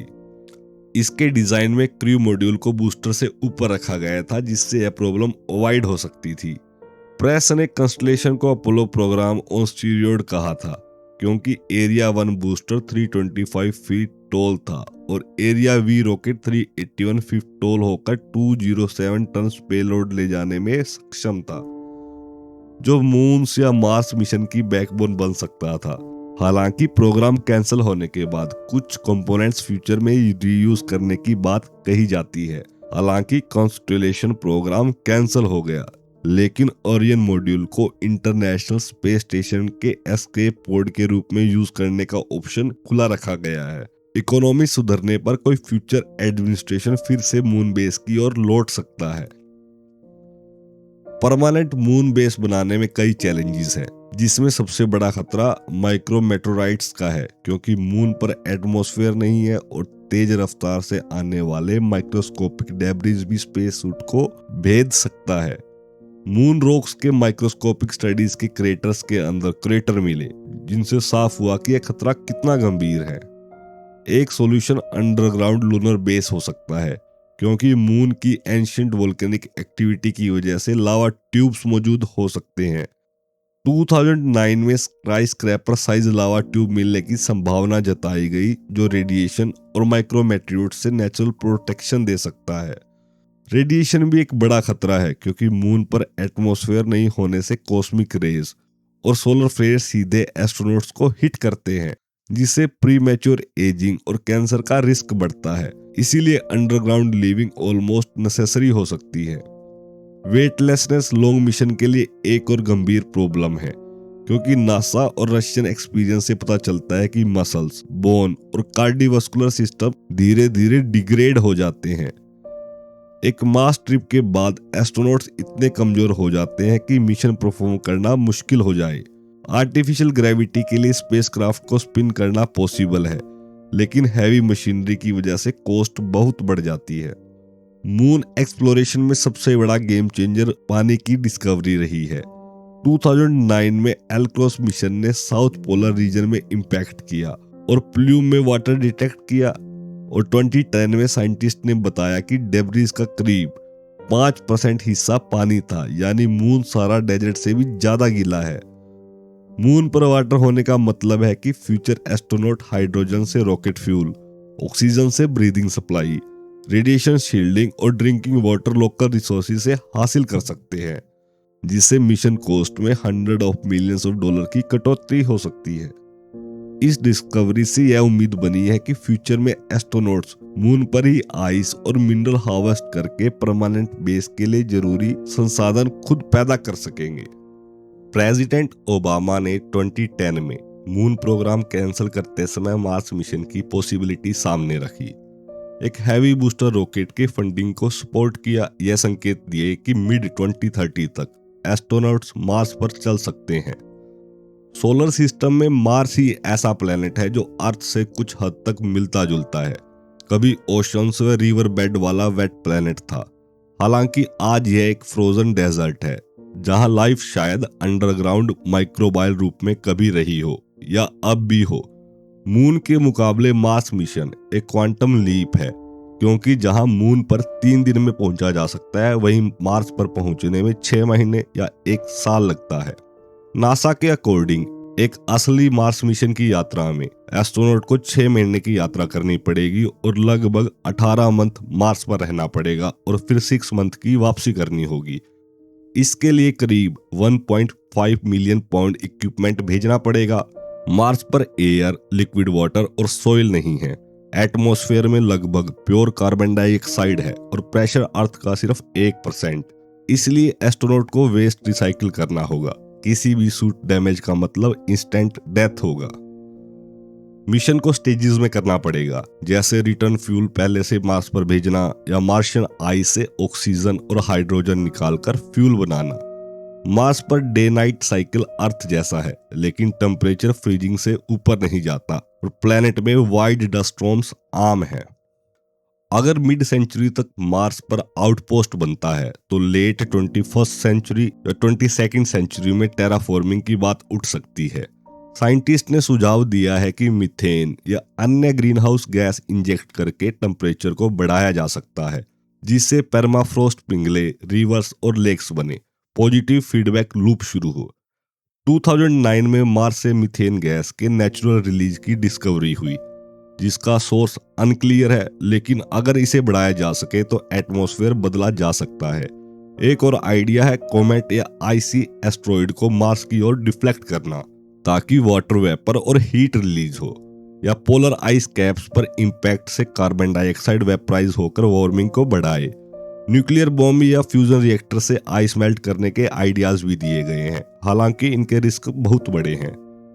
मार्स पर टेम्परेचर बढ़ने पर एंटार्क्टिका टाइप एल्गी को इंट्रोड्यूस किया जा सकता है, जो कार्बन डाइऑक्साइड को ऑक्सीजन में बदले, सरफेस को डार्क करे, फूड दे, सोइल फॉर्मेशन में हेल्प करे, जिससे लॉन्ग टर्म ऑक्सीजन प्रोडक्शन तेज हो। सोलर सैटेलाइट से सनलाइट रिफ्लेक्ट करके भी वार्मिंग शुरू की जा सकती है। मून और मार्स कोलोनाइजेशन से इमीडिएट इकोनॉमिक बोनांजा की उम्मीद नहीं करनी चाहिए, क्योंकि वहां एयर, वाटर और सॉइल नहीं है। सब कुछ रॉकेट से ले जाना बहुत कॉस्टली है। मून की मिलिट्री वैल्यू भी लिमिटेड है, क्योंकि न्यूक्लियर वार मिनट में ही हो सकता है, जबकि मून ट्रैवल डेज लेता है। इसलिए पेंटागन ने कोई वेपनाइजेशन प्रोग्राम नहीं चलाया। इसका मतलब है कि फ्यूचर में अगर कोई एस्ट्रॉइड बेल्ट या अदर वर्ल्ड्स पर माइनिंग होगी तो वह मेनली स्पेस कॉलोनीज के लिए होगी, अर्थ के लिए नहीं, क्योंकि मटेरियल को वापस लाना बहुत कॉस्टली है। ऐसी सेल्फ सस्टेनिंग कॉलोनीज इस सेंचुरी के अंत या उसके बाद ही पॉसिबल है। इस सदी के अंत तक नैनो टेक्नोलॉजी शायद स्पेस एलिवेटर पॉसिबल बना दे, जहां हम जैक एंड द बीनस्टॉक की तरह क्लाउड से होते स्पेस तक पहुंच सकेंगे। एक एलिवेटर में बैठकर कार्बन नैनो ट्यूब फाइबर के सहारे हजारों मील ऊपर जा सकेंगे, जिससे स्पेस ट्रैवल की इकोनॉमिक्स पूरी तरह बदल सकती है। 1895 में रशियन फिजिसिस्ट कॉन्स्टेंन ने एफिल टावर से इंस्पायर्ड होकर सवाल उठाया कि आउटर स्पेस तक एक टावर क्यों नहीं बनाया जा सकता। उन्होंने तर्क दिया कि अगर स्ट्रक्चर काफी लंबा हो तो अर्थ की रोटेशन और फिजिक्स के लॉ उसे गिरने नहीं देंगे, जिसे उन्होंने सेलेस्टियल कैसल कहा। कॉन्सेप्ट यह है कि स्ट्रिंग पर बंधी बॉल सेंट्रीफ्यूगल फोर्स से नहीं गिरती, वैसे ही अर्थ की रोटेशन एक बहुत लंबी केबल को स्पेस में थामे रह सकती है और उसी केबल पर एलिवेटर कैब स्पेस तक जा सकता है। थ्योरी में यह आइडिया काम करता है, लेकिन न्यूटन लॉ के हिसाब से केबल पर पड़ने वाला टेंशन स्टील की टेंसाइल स्ट्रेंथ से ज्यादा है, इसीलिए ट्रेडिशनल मटेरियल से स्पेस एलिवेटर इम्पॉसिबल माना गया। कार्बन नैनो ट्यूब के आने से स्पेस एलिवेटर का सपना फिर जिंदा हुआ, क्योंकि ये स्टील से कहीं ज्यादा स्ट्रॉन्ग है। लेकिन प्रॉब्लम यह है कि 50,000 माइल लंबी pure carbon nano tube cable बनाना आज भी पॉसिबल नहीं है, क्योंकि अभी तक साइंटिस्ट सिर्फ सेंटीमीटर तक ही प्योर नैनो ट्यूब बना पाए हैं। 2009 में राइस यूनिवर्सिटी के साइंटिस्ट ने एक ब्रेक थ्रू बताया, जहां उन्होंने composite carbon nano tube fibre को केमिकल सॉल्यूशन में डिसॉल्व करके नोजल से निकालने की टेक्निक डेवलप की, जिससे 100 मीटर लंबे फाइबर बने हालांकि ये स्पेस एलिवेटर के लिए अभी भी प्योर नहीं है। इन फाइबर का immediate use power transmission line में हो सकता है, क्योंकि ये कॉपर से बेहतर कंडक्ट करते हैं और लाइटर भी हैं। लेकिन रिसर्चर मानते हैं कि स्पेस एलिवेटर के लिए अभी भी हम वन मिरेकल अवे की पोजीशन में हैं। मान ले कि फ्यूचर में प्योर कार्बन नैनोट्यूब केबल बन भी जाएं, तब भी प्रैक्टिकल प्रॉब्लम रहेगी, जैसे सैटेलाइट की ऑर्बिट से कोलिजन का खतरा, extreme weather condition, flexible anchoring की जरूरत और इमरजेंसी एस्केप सिस्टम का होना। नासा ने रिसर्च को बढ़ावा देने के लिए स्पेस एलिवेटर गेम शुरू किए, जहां बिना फ्यूल बैटरीज के एक्सटर्नली बीम्ड एनर्जी से टीथर पर चढ़ने वाले डिवाइसेस को चैलेंज दिया गया। लेजर मोटिव नाम की टीम ने लेजर पावर्ड एलिवेटर प्रोटोटाइप बनाए, जिसमें लेजर बीम को मिरर और सोलर सेल के जरिए इलेक्ट्रिसिटी में बदलकर मोटर चलाया गया और 2009 में एडवर्ड एयरफोर्स बेस पर कॉन्टेस्ट जीतकर दिखा दिया कि कम से कम कॉन्सेप्ट लेवल पर स्पेस एलिवेटर का एक बड़ा हिस्सा पॉसिबल है। इस सेंचुरी के अंत तक मैन्ड स्पेस मिशन की फंडिंग में हाल की दिक्कतों के बावजूद साइंटिस्ट संभवतः मार्स पर और शायद एस्टेरॉयड बेल्ट पर आउटपोस्ट बना चुके होंगे। उसके बाद उनका अगला लक्ष्य होगा किसी एक्चुअल स्टार तक पहुंचना, जो आज असंभव लगता है लेकिन 100 साल बाद रियलिटी बन सकता है। सबसे बड़ी चुनौती नया प्रपल्शन सिस्टम ढूंढने की है, क्योंकि कन्वेंशनल केमिकल रॉकेट से नियरेस्ट स्टार तक पहुंचने में लगभग 70,000 साल लगेंगे। जैसा कि 1977 में लॉन्च हुए वोयेजर स्पेसक्राफ्ट आज भी स्टार से बहुत दूर हैं। इंटरस्टेलर ट्रैवल के लिए कई आइडियाज सामने आए हैं, जैसे solar cell, nuclear rocket, ramjet fusion और नैनो चिप्स, जिनमें सोलर सेल सबसे प्रैक्टिकल माना जा रहा है। सोलर सेल इस फैक्ट पर आधारित है कि लाइट का मास नहीं होता, लेकिन मोमेंटम होता है, इसीलिए वह प्रेशर डाल सकती है। अगर सेल काफी बड़ी हो तो यह टाइनी प्रेशर धीरे धीरे स्पेसशिप को एक्सीलरेट कर सकता है। नासा साइंटिस्ट लेस जॉनसन के अकॉर्डिंग एक विशाल सोलर सेल जो स्पेस में असेंबल होकर सूरज के चारों ओर घूमे, धीरे धीरे मोमेंटम गेन करके सोलर सिस्टम से बाहर निकल सकता है और लगभग 0.1% स्पीड ऑफ लाइट तक पहुंच सकता है। हालांकि नियरेस्ट स्टार तक पहुंचने में तब भी सैकड़ों साल लगेंगे। टाइम कम करने के लिए मून पर लेजर लगाकर सेल को एक्स्ट्रा पुश देने जैसे आइडियाज भी हैं, लेकिन सोलर सेल को स्टॉप या रिवर्स करना बहुत मुश्किल है। इसीलिए डेस्टिनेशन स्टार की लाइट या ग्रेविटी से स्लो डाउन करने के कॉन्सेप्ट सुझाए गए हैं।